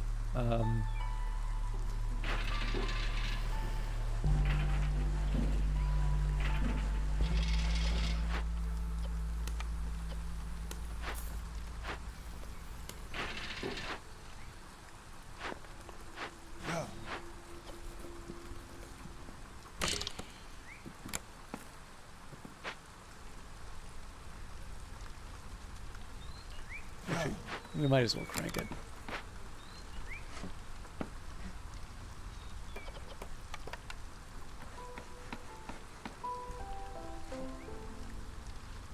We're doing slightly better with the human resolve. I feel that once those buildings get done, we should be good, but...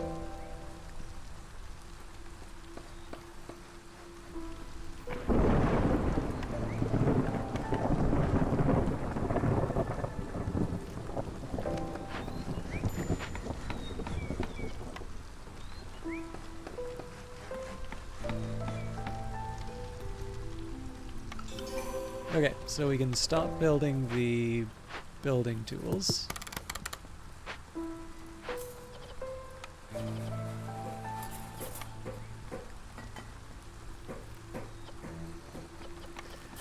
So once we get the mushrooms, we are actually going to be able to do something with that. Yes.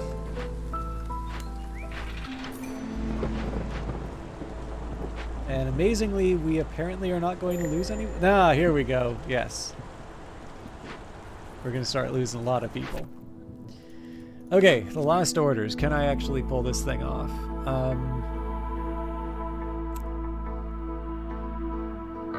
Have 20 humans for 30 seconds. I think I'd try wooden provisions. And ancient tablet. Okay, so I definitely know how to get the ancient tablets.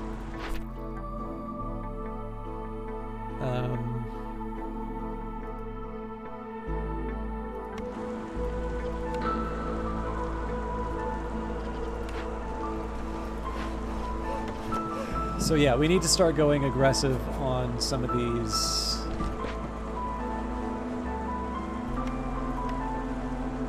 forests.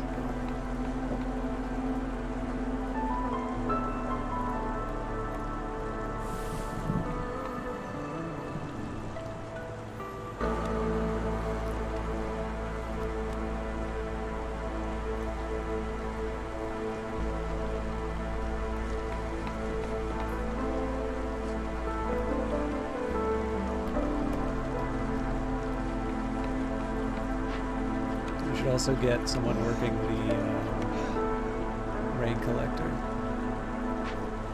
And that's because the stormwater helps me.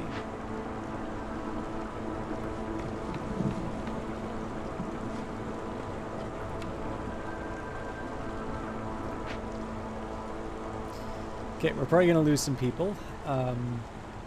Again, there's some numbers I can mess around with here, but I think we'll just let nature take its course. And we're going to focus on fulfilling as many dangerous glades as we can.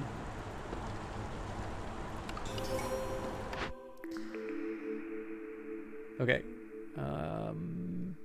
God, I wanted that smelter, but I'm going to do the trapper's camp. The trees seem to move closer and closer. Hostility has increased by 20 points? Jesus Christ, Vanguard. Do you see what that did to my morale? What did I ever do to you? Jesus Christ.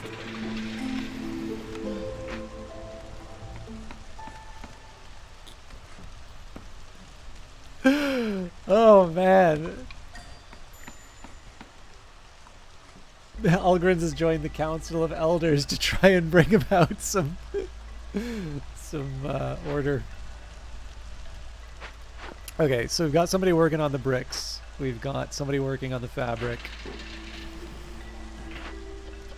I don't really have any more bodies that I can throw to this, so yeah, we'll just, like I said, we'll let nature take its course. We'll see how well we can go.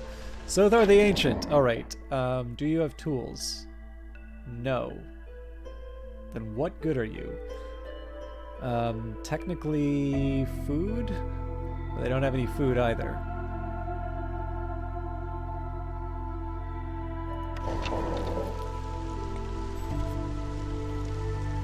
Yeah, they work very well.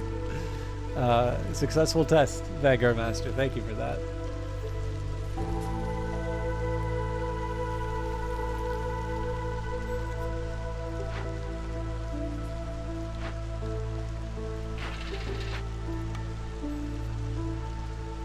Okay, there's a very narrow window to a victory here.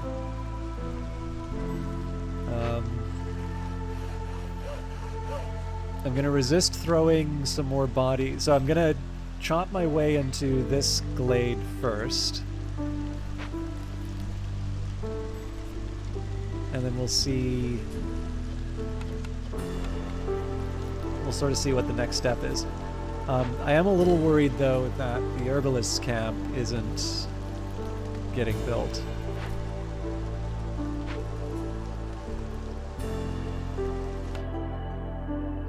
Let's go for...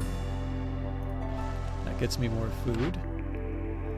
Newly discovered resource nodes have more charges, +5 for small deposits, +20 for large. Tempting. Houses have room for one more villager. That seems very useful. And family gratitude. 40 water skins for every full reputation point. Man, tempting. Let's do crowded houses. Saves me the construction. Okay. So, lots of eggs. Ancient shrine. God damn it. Disturbing the ruins of the great civilization can have grave consequences. Kills 5 random villagers. Okay, we definitely want to send this to the Citadel. I think... So, pack of provisions. What's that going to take? Oh, we've got tons of grain. No, doesn't use grain. Damn it. Could have used the eggs, but we've eaten the eggs. Okay. So, fabric is what we need for that. Can't use stormwater. We're not going to limit this anymore. How much leather do we have? That's a scary, scary number. Okay, so here's what we're going to do instead. We definitely have to deal with this. It's 20 fabric, 16 cosmetics.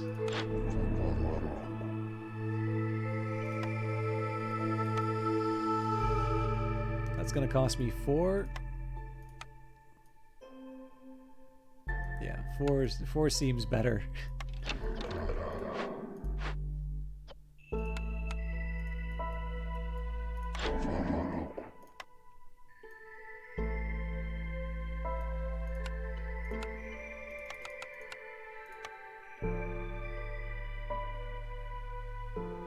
Just trying to think if there's anything else I can get that would help me food-wise, but it really doesn't. Could try... Well, no, hang on. Let's not go crazy.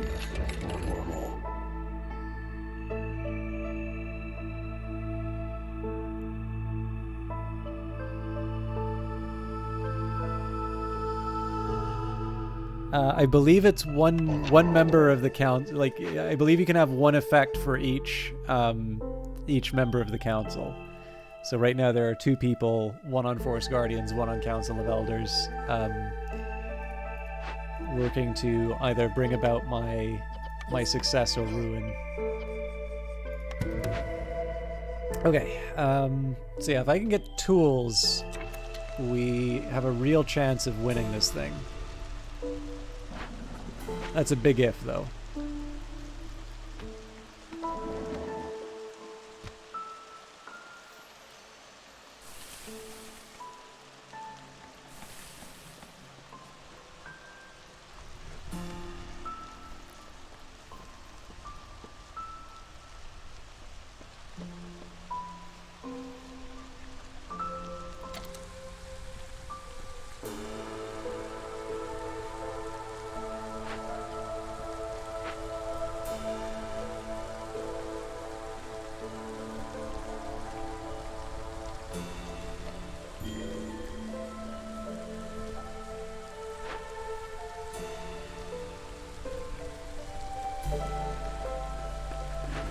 Let's clear out some...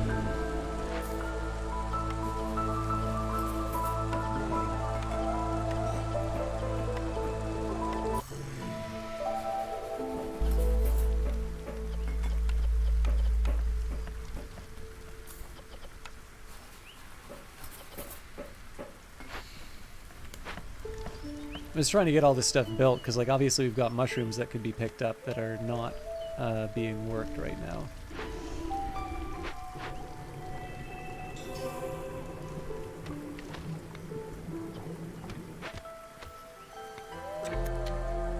And we're almost totally out of food now.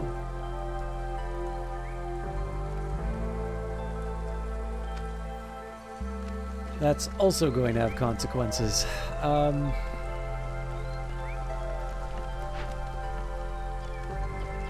Okay, leather's been worked, so...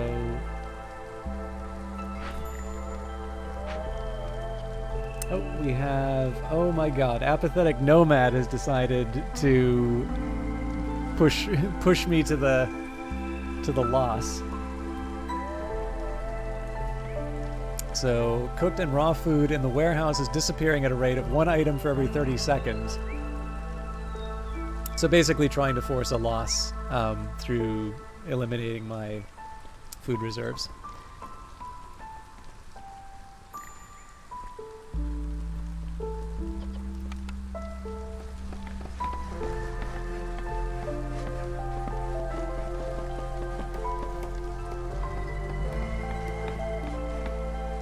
The good news is, now that I've freed up the people, we're getting the buildings, which is nice enough.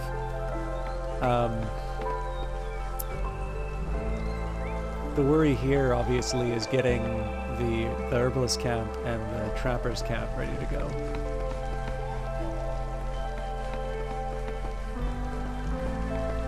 We'll probably lose some lizards when the next storm comes.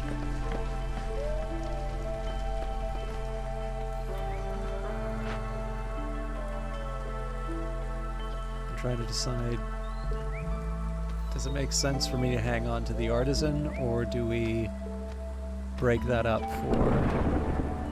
for something else?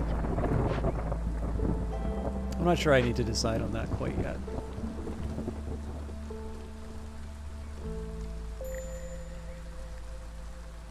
Okay, I don't know if we have any more stone, but this one did at least serve me well.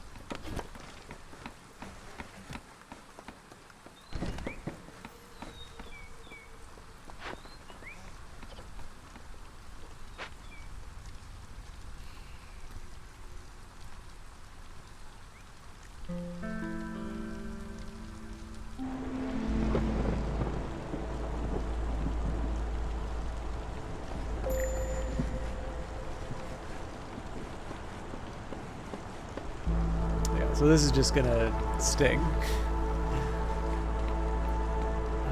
I'm assuming the starvation's probably not gonna help things either.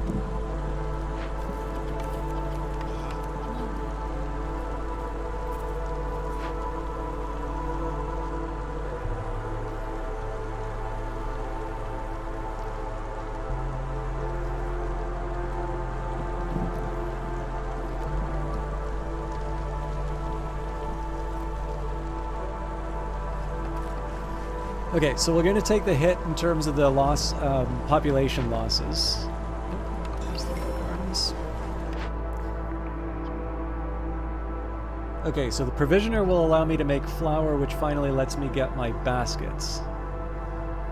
Or, sorry, biscuits, not baskets. The weaver might have been nice at some point, but the flour is the thing that potentially saves us. So we also have a good source of meat now. So let's get that provisioner up and running as soon as possible.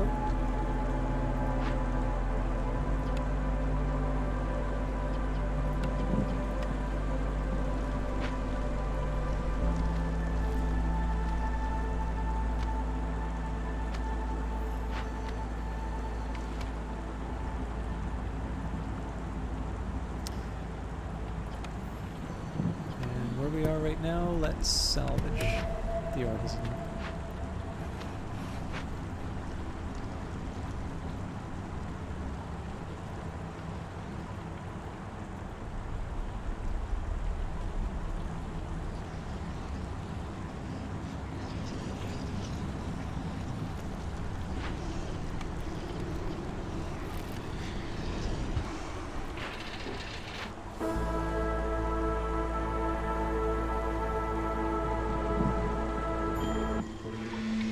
Okay, so we only lost one person out of that. Grain bag, specialized grain farming technique. Grain production increases by +1 every 25 times it's produced. Zorg's secret ingredient, a mysterious ingredient discovered by the famous chef and businessman Zorg. Gain 10 skewers for every 10 pickled goods produced. We probably can't do that. And you've managed to enlist some excellent hunters. Meat production increases by 1 every 25 times it's produced. Clearly that helps us the most. Well, more resolve would help me with the humans, Vanguard Master, but, I mean, you don't have to... Like, obviously, turning on Twitch integration, I need to kind of roll with the punches as far as where, you know, where this all winds up going, right? So, I am, however, going to move things to another spooky glade.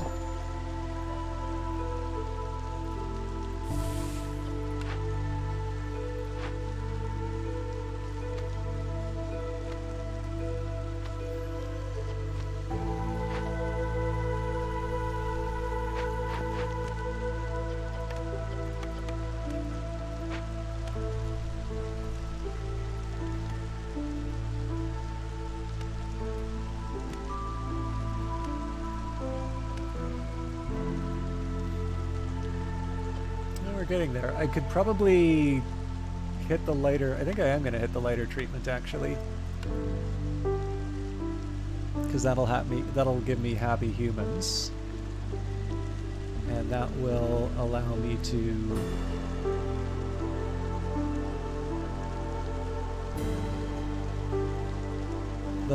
turn it in.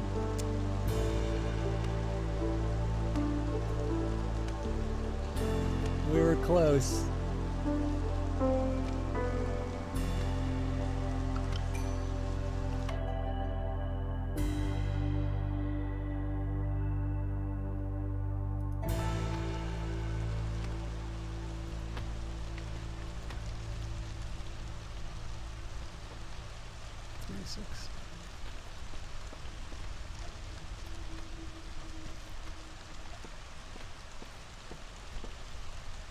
So I gotta give him pies or clothes.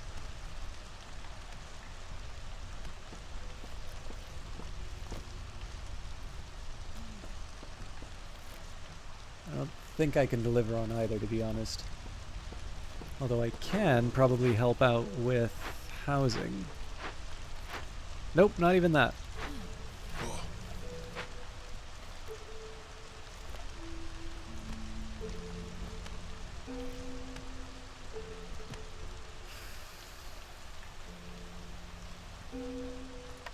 Should probably pull that back until we can do something a little more meaningful. Okay, we're gonna keep chopping away at the scary parts of the wood. We will let... so I feel like ancient tablets and stormwater are largely going to resolve themselves. And what I need to start thinking about is how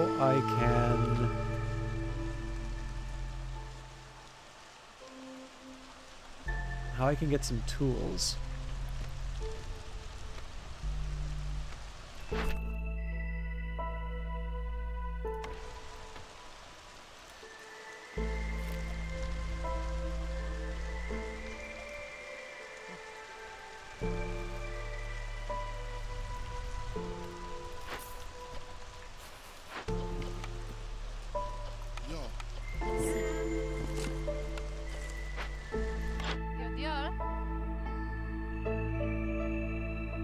Damn you! Also, I'm surprised I don't have any barrels, because we did go for an upgrade that would give us those.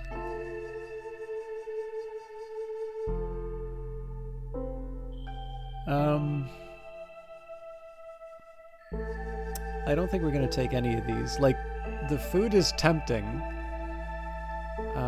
but I think we're going to rely on what we have for ourselves. Yeah, I'm just going to keep that where it is.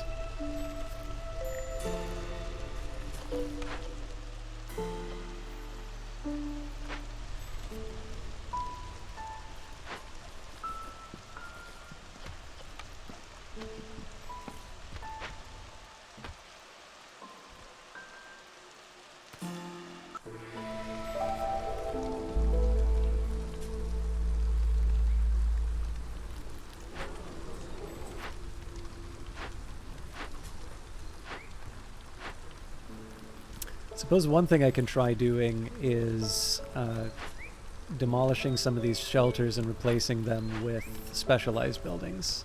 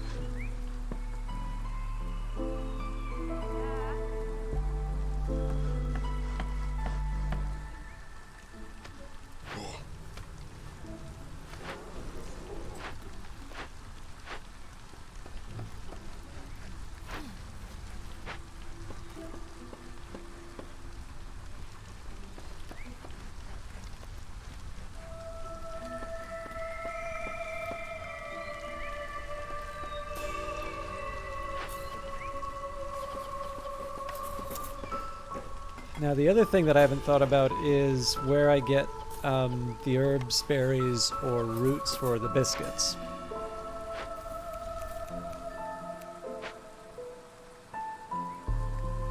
Because we really don't have any... It's not just that we don't have any of those, we don't even have access to them.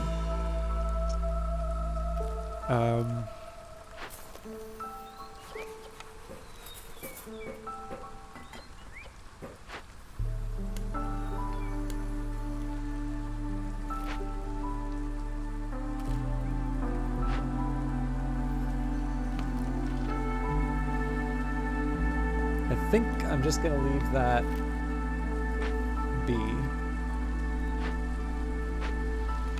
So what are... I'm just trying to think about what my production options are here.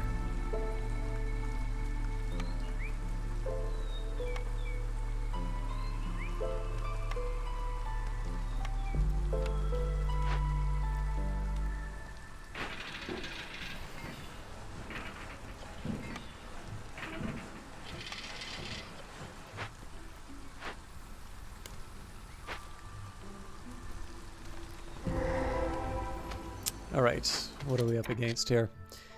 Rain Spirit Totem. So we don't have the resin.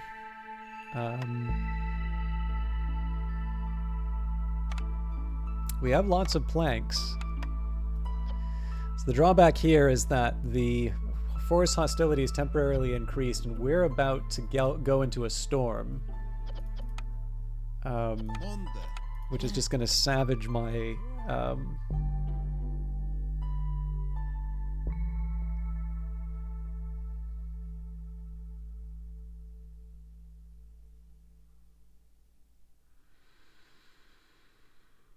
I think I'm going to take the hit here. We'll investigate it. But that's definitely going to... That's in about 1 minute. That's really going to come to hurt us.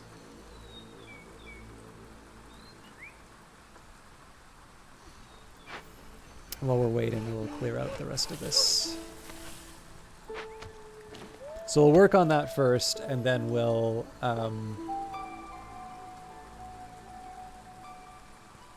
That's stuff for future system chalk to worry about, yeah. Part of this is just a holding pattern until I can get some more tools.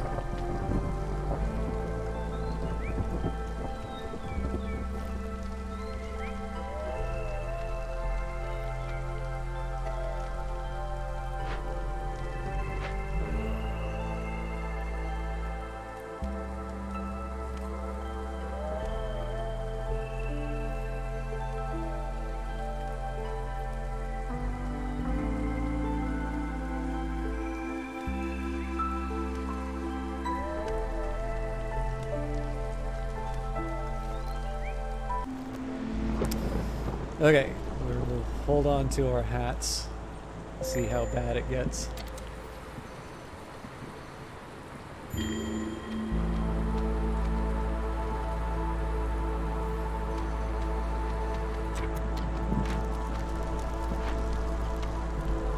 Probably should have replaced that.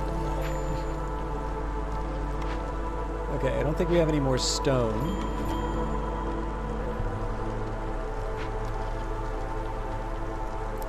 Died. Oh, because of the charged rain, right.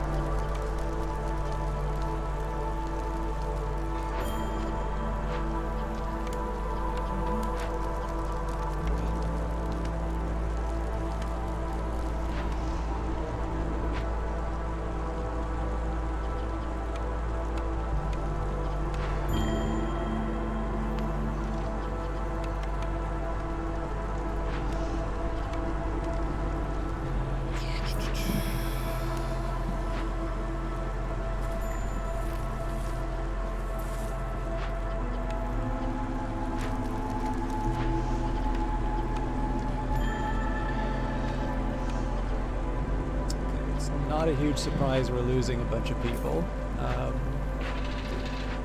do need to make sure that we're producing the right things at the right pace, though.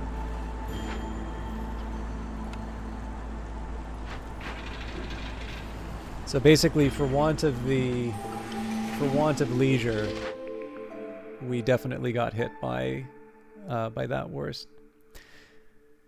Okay, water is not only used to power engines. Wood-cutting speed will increase by 10% for every 150 units of water used in rain engines. Well-rested workers, just the right amount. Villagers with the leisure need fulfilled have a 20% chance of doubling their yields.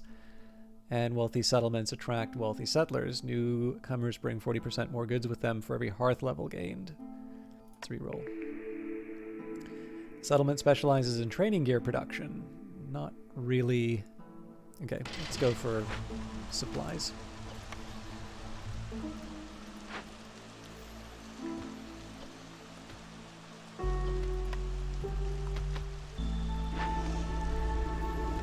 So there's a bunch of holes that we need to patch in terms of our ability to get stuff done.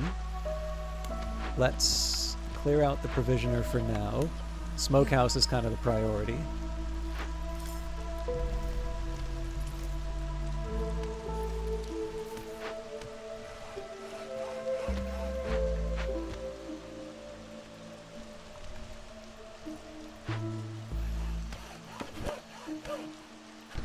should have done that a long time ago.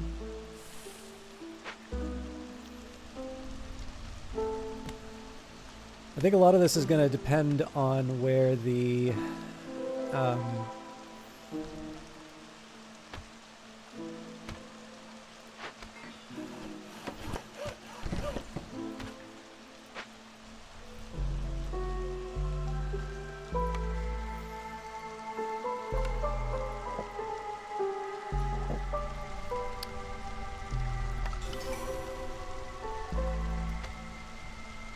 oh yeah, I never did move this, so I don't think there's any more stone on the ground. Right? Oh, I lied. It's too far away.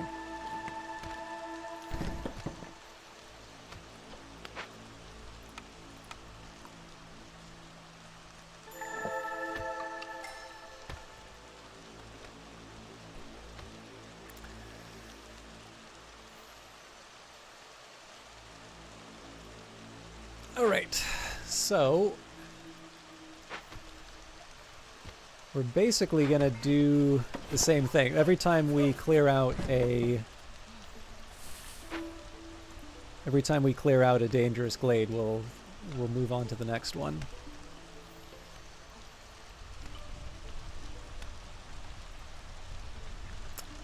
What else can I be doing right now?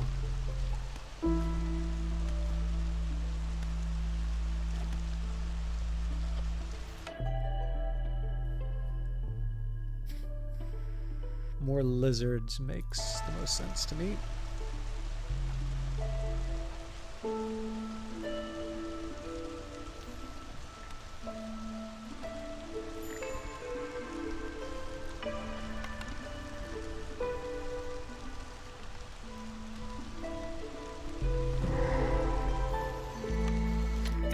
Alright, what are we up against here?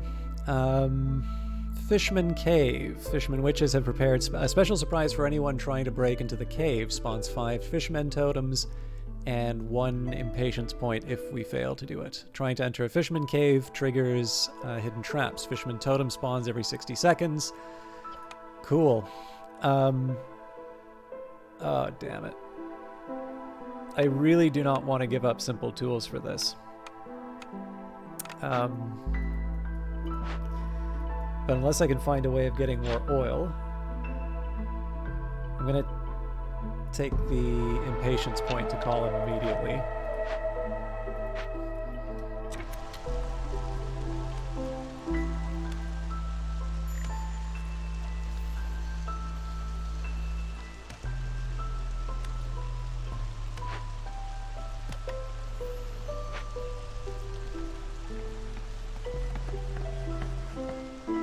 Like, if I have to give up the tools, I'll do it, but let's at least see what we can get from a merchant to deal with the problem.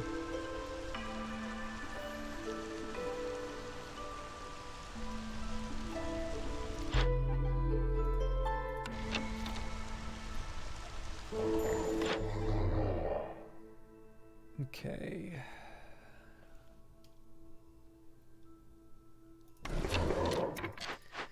So we can fight this with resin, oil, coal, sea marrow, simple tools. Absolutely none of which are available to us.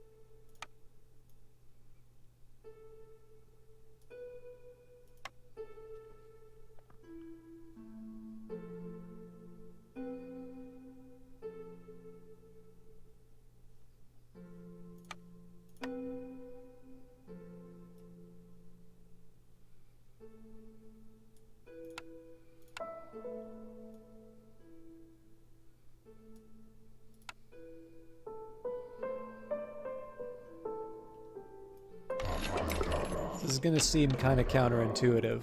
But so okay, it sucks that we have to give up the tools, but what else are we gonna do, right? We do want to. We still have certain things we want to achieve here. So while we're waiting, let's make sure we chop down, you know, as much as we can in the area.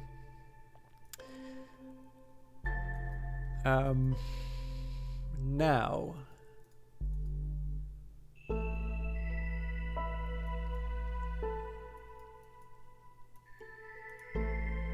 We also have big stone deposits, so if I'm worried about my stonecutters camp, obviously that's working right now. We've just secured a big source of stone.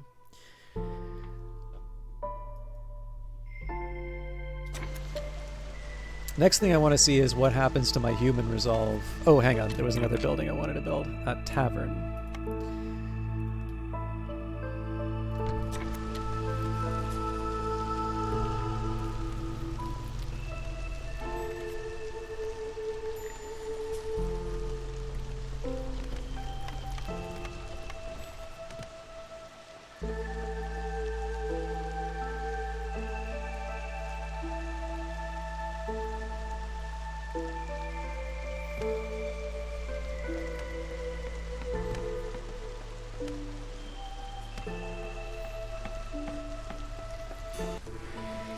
We can also afford to lighten up a little bit on the engine.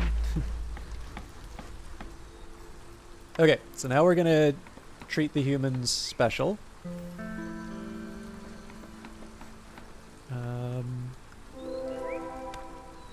Cool, +1 to global resolve is helping me out here.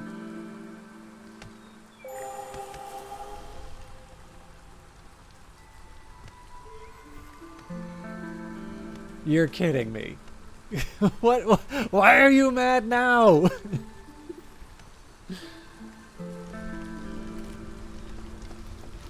I think I did this a little too early. We need the tavern up and running.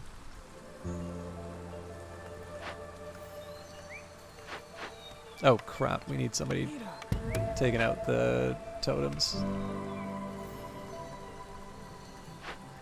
A sinister structure made out of bone smells like fishman magic. So that explains why the resolve went down.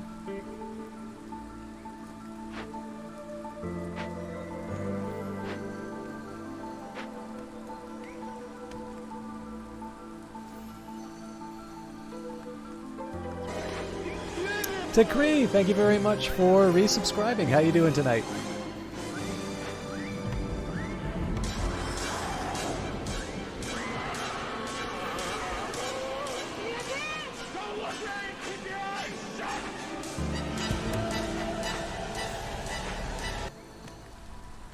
I don't have any builders now. I need somebody working on that tavern.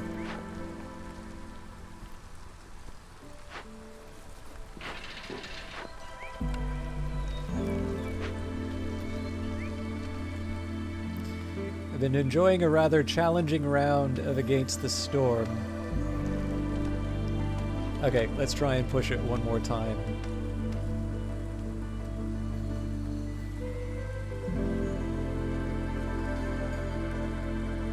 I'm angering the lizard people, but I'm keeping the humans happy.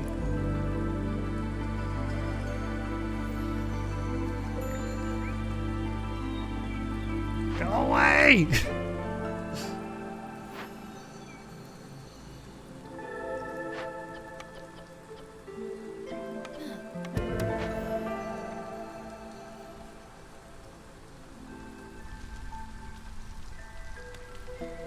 Thank the maker. Alright. So we just have 3 more resolve.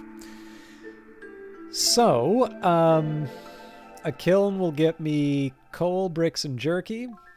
Guild house for luxury. Market for luxury and cleanliness. Monastery for religion. I'm going to be honest, I'm actually not that thrilled with any of these options. It is the last building I'm able to get, so there is one option I have here, which is to reroll. I think I am going to go for the kiln, though. Okay, so I just need 3 more reputation. Now, if I can keep the humans, like, super happy, we can get some of that just by ticking reputation. But probably what's going to happen is if I can get enough tools, either infused tools or simple tools, we can effectively buy our way to a win. Now, we're going to have a bunch of people die.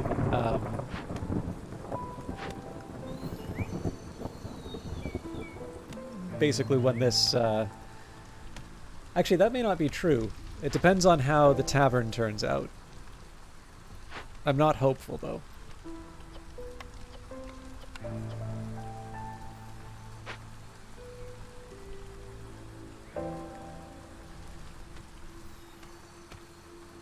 We should probably be working on our next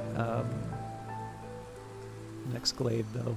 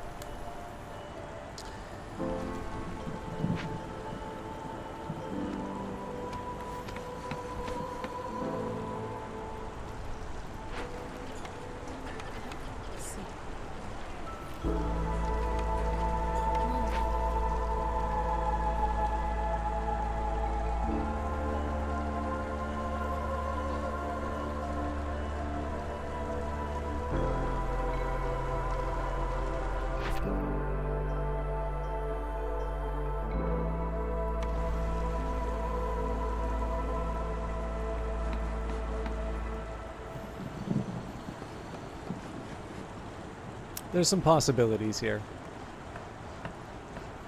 If I can get the tools, I'm really sure that we can pull out a win. If I don't get the tools, I might be able to do something clever.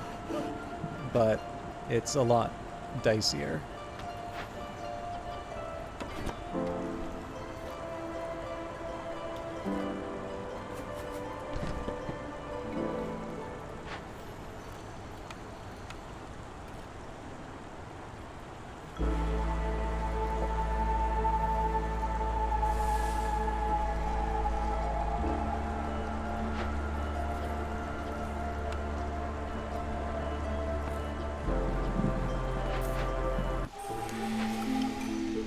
Holy crap, look at that resolve.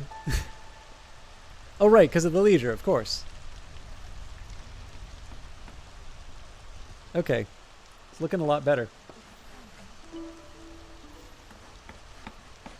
So I'm just going to let that run, given that I've got 2 groups of people who are now giving me ticking resolve. What we are going to wait, though, we're going to wait on Old Farloff in 6 minutes.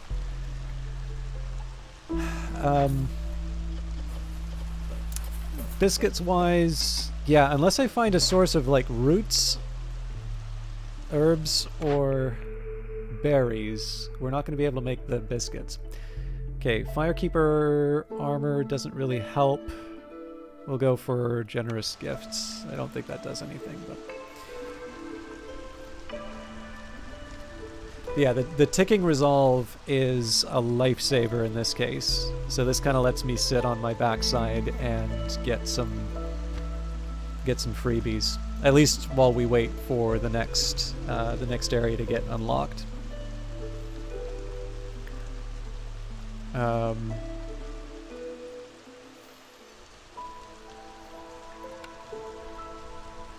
Production-wise, I don't really think I've got that much that I can do.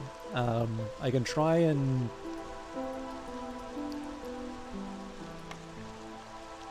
What can I do? I was just trying to think maybe there's something I can try and do for coal or copper. But again, I just don't have the buildings to be able to make anything out of that.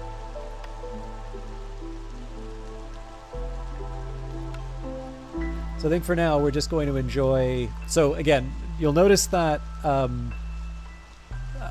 the nice resolve for the lizards is starting to fall. When that happens, okay, so the lizards are down. I'm gonna prioritize the humans, and that's just to try and keep the ticking resolve moving for a bit longer. And you can notice we've almost got a full reputation out of this. Okay, it's Trapper's Camp.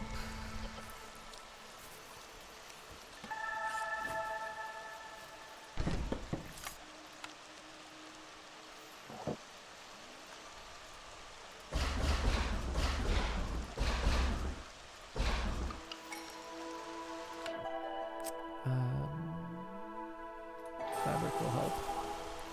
But yeah, so in this case here, right, we're keeping the humans happy as long as we can. Ah, no worries, apathetic nomad. It was a chance for me to get a breather on on the Forest Guardian difficulties.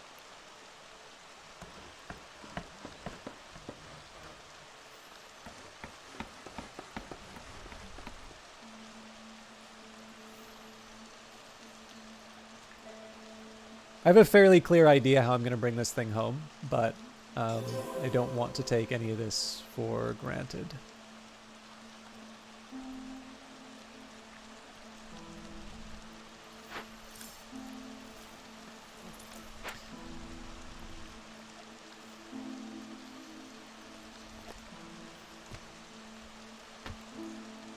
We got to be going into this area soon, I figure.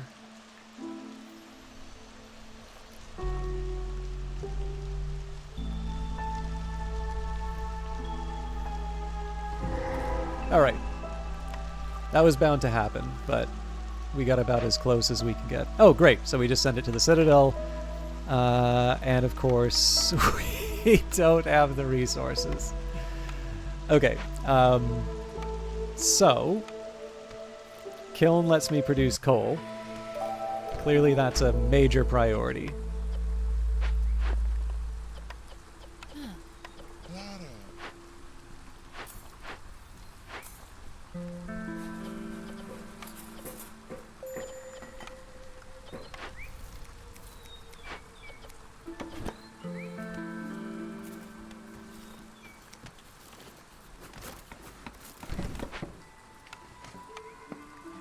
We can almost afford to ignore this as long as we've got a decent alternative, but it's not clear what's replacing that yet, so...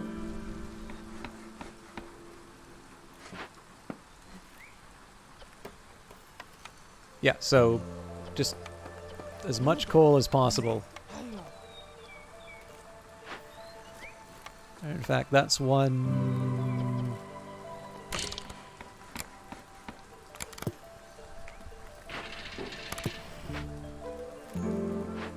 I think that's all hands on deck on that one.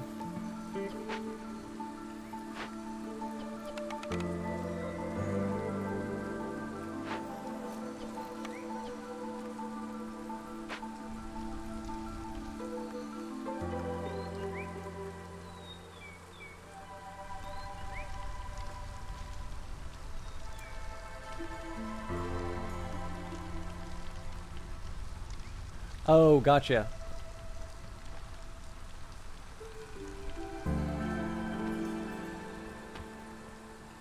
Yeah, it's I'll confess that it actually came as a surprise to me that it came as a surprise to me that there was Twitch integration. I knew that was planned, but I didn't realize that it was ready. I didn't realize it was like ready to go. So that was a pleasant surprise. But obviously, I don't know what any of the effects are, so it's also a bit of an adventure.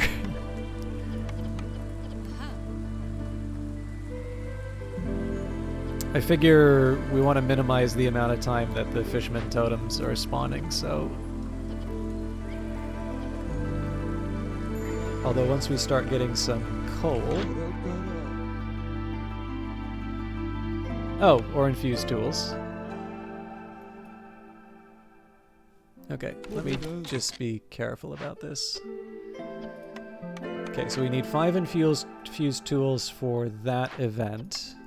6. Okay, so we'll basically buy as many infused tools as we can. And I think that's basically it for us.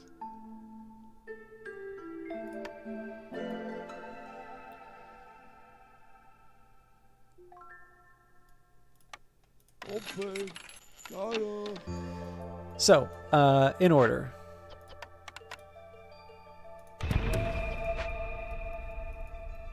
And because I like showing off,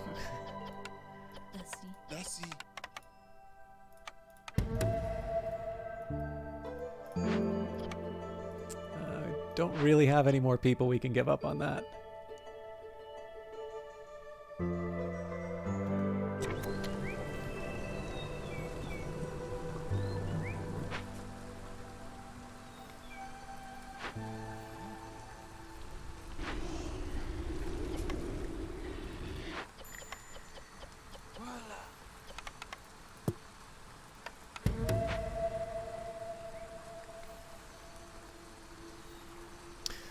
So what have we got? We've got an inspiring speech and 2 tales for a global resolve.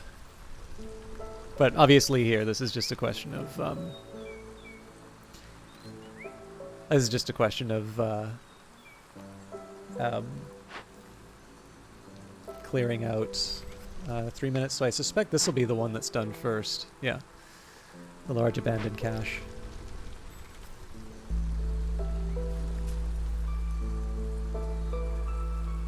So that was a fun one. I mean, I feel a little bit bad that Dendron had to go at the time they did, simply because I really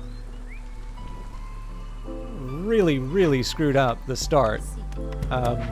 So I'll confess, I am surprised that we wound up where we did in this. But I'm certainly happy with where it's at.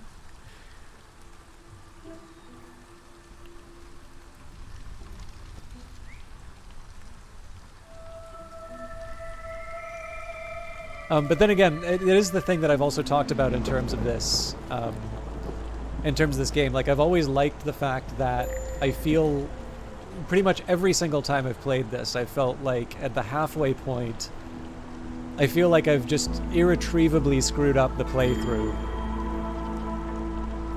Okay. We don't have anybody working the site anymore. Again, it doesn't matter because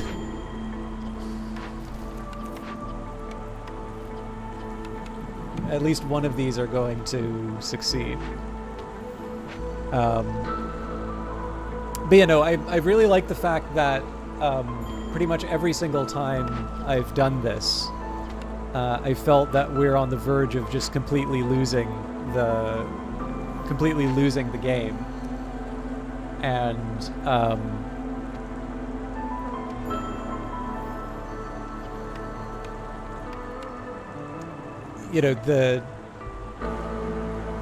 just an opportunity kind of presents itself one way or another. I do tend to find it usually comes from the Forbidden Glades. Okay, is it this scout? Nope, that scout's still there.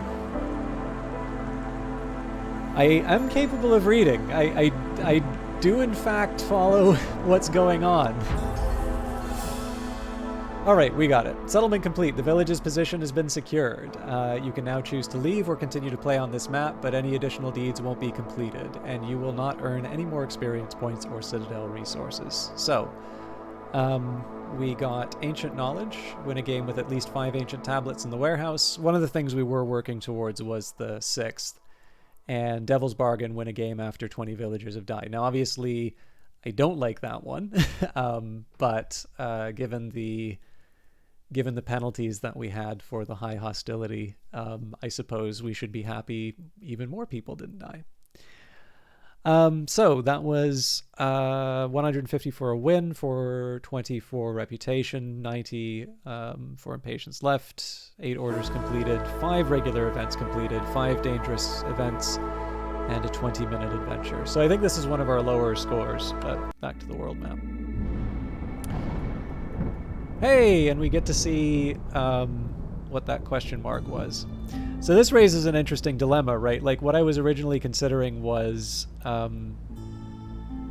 you know, the full 63 in terms of rewards.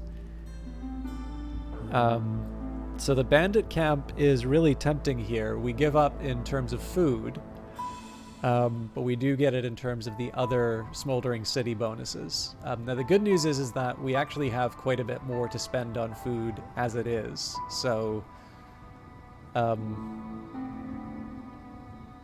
I can sort of afford to give up that particular bonus. But it does finally answer the question, like what these things are.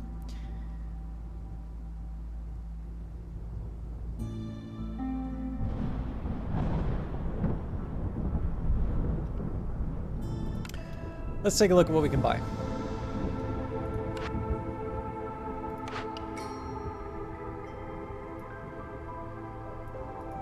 Wait, we didn't get... Oh, right, because we get the building. So a big shelter can accommodate any villager, but won't satisfy the need for species-specific housing. Has to be built near a hearth and can house 6 residents.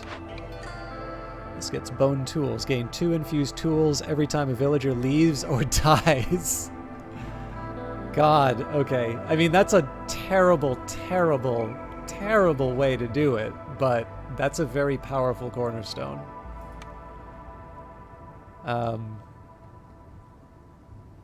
So let's think about my upgrades. If I want to do things in order, embarkation bonus of 5 bricks, permanent +1 boost to the chance of obtaining bonus production, everlasting flames, extra burning duration, and embarkation bonuses of coal and oil. Faster trade arrivals, which, in fairness, that's actually been something that's been saving us the last little while. Although I don't really use the extra merchandise all that much.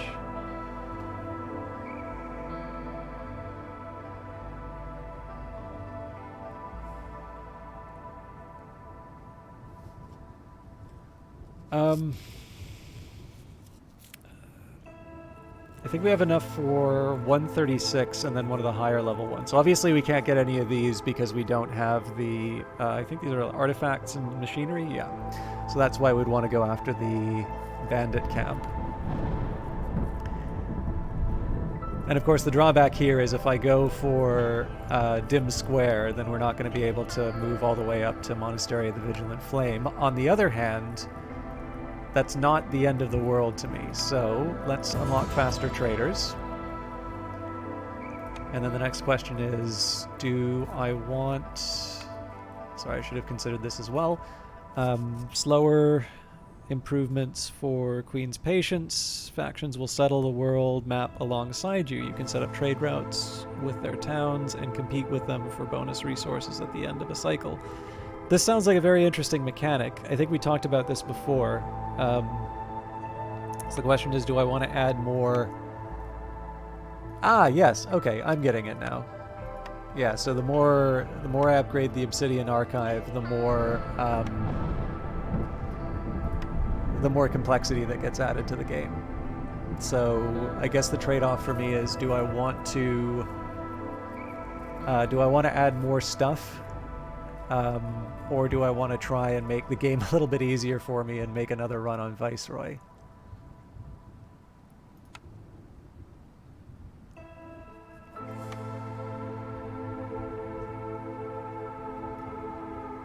I think I'm going to go for the production bonus. I know it's a boring one, but it's very on brand for me. I pretty much always go for production bonuses in the games that I play.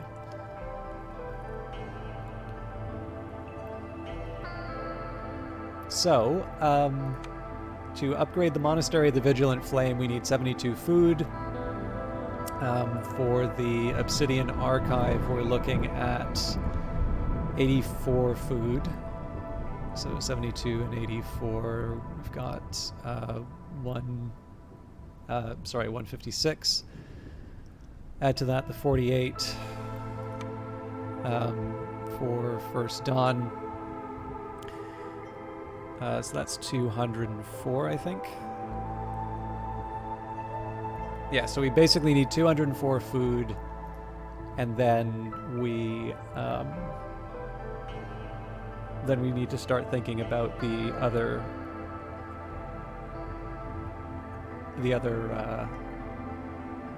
resources. Alternatively, of course, I go for those right away. We can improve the speed of my villagers. We can get a better hearth. I mean, production speed, like I said, is kind of on brand. Yeah, I don't know. I'm not opposed to hoarding food and then using the Obsidian Archive at the end so that I can slowly fold in some more of the game's mechanics. I also suspect by the time I've gotten enough food to get these upgrades, I'm going to have passed level 9. Although that has kind of a limit, just because if I'm focusing on food, I'm not really gonna...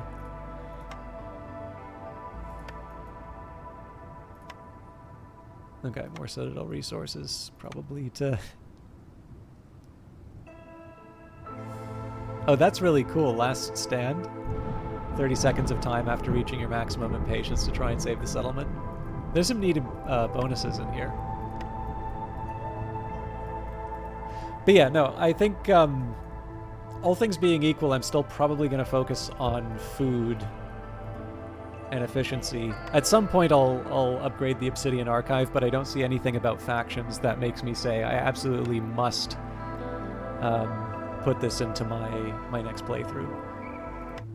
But I might also just check out the encyclopedia to see what's going on. Now, again, curiosity may get the better of me, right? So if I look at the trade-offs, if we were to go for the marshlands here, it's 54 food and then 13 of the other resources, and I can contrast that, you know, with 63. So realistically, we're looking at 9 food difference. So, like, am I really willing to give up? Like, imagine that there was something in the Smoldering City that said I could trade 9 food for 13 artifacts and machinery. I'd probably take that deal, right? Like 9 of one item that's plentiful in exchange for 26 for something that's scarce. Chances are that's something that I would have accepted, you know, if it was presented as an actual trade offer in the game. So generally when I play stuff like this, that's kind of how I try to think about those sacrifices, right? On one hand, I kind of showed you my upgrade path and I said, yeah, I want to maximize food. But it does kind of help to think, you know, longish term. Like if you were to have, if you look at it and say, okay, well, I get 54 compared to 63, obviously 63 is better because it's in line with my current goal. But when you express it as a trade-off, would you trade 9 food in order to get 26 of the other resources? I can't see anyone saying, you know, oh no, I absolutely must maximize the food. So I'm probably going to wind up doing this one here, but definitely on another day because I realize I still have 9 minutes left, but I'm tired and I need to get through some stuff. So thank you everybody for hanging out, and thank you for trying out the new Twitch integration for this game. I don't know if I will. I don't know. I kind of figure it's not a bad default to keep on. It's one I could imagine if I were to play it on like Viceroy, I would probably turn it off just because I really don't feel I'm ready. Like, it's nice that people can give you a bonus or some help, but I have a feeling, given how much I struggle with Viceroy already, I'd probably want to turn it off. I'd want to turn it off because I already consistently lose on that. But anyways, time for some. That's a future me consideration. I will direct your attention to the Steam page. Again, obviously I was given a key for promotional purposes, so keep that in mind in terms of the recommendation. But the thing that I should have made more explicit at the start of the stream was the game is currently 20% off. So the game is still in early access. The Twitch integration that we've been enjoying is a function of, or feature of that, not a function of that. But there's a couple other things that I should note, chief among them being the fact that there's also a demo for this game. I was actually a little surprised because the usual deal for developers lately have been to how do I put it? Like, they'll do a demo prior to release, and then when the game is released, they take away the demo. And the big reason for that, like, I do actually have a bit of insight in this. It's because people use the demo as a substitute for playing the game instead of something to inform them. And I know a lot of people will say, oh yeah, you know, I can't really make a buying decision without the demo or not. But, like, the revealed preferences are that people don't buy games if a demo is available. They will actually stick with that demo. There have even been cases where people actually devalue the game, that the part that's included inside of the demo is considered to be quote-unquote free, and so the game is considered to be smaller than it actually is because you could get the demo thing. So kudos to Hooded Horse for continuing to make this demo available when, I mean, obviously you can return this thing within 2 hours. Not that you would, because it's a very good game. But in any case, if you are looking to save a couple of dollars, in Canada it's about $5 off at 20%. Obviously regional equivalents work a little bit differently, but it's one I've been enjoying. It is actually listed as a real-time strategy game, I noticed. Not what I would have called it. I'd probably say roguelike city builder, you know, like it says in the advertising. But it's a very unique game, and it's one that I'm really happy that they brought my way. I gotta find somebody who's online. Hey, Dendrian's online.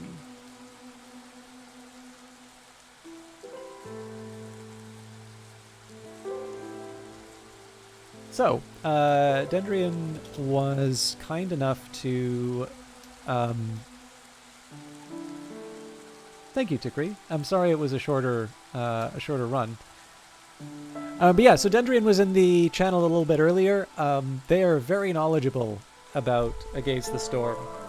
So it's somebody who I want to make sure that, particularly if you're into Against the Storm, this is somebody who I think is very much worth checking out and following.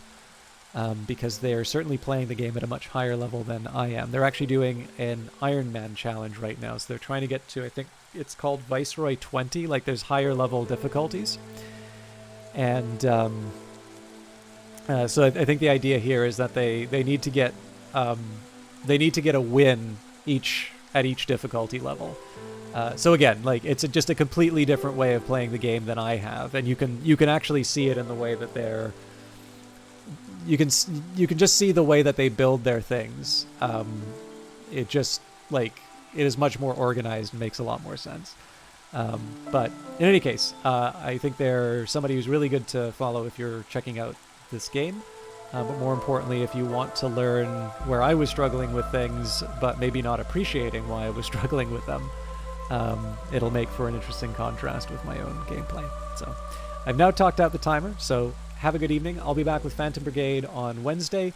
I'll probably do more Against the Storm on Monday, but it could be Terra Invicta as well. And then Friday we'll probably be back to Cyberpunk. Trading with our own town.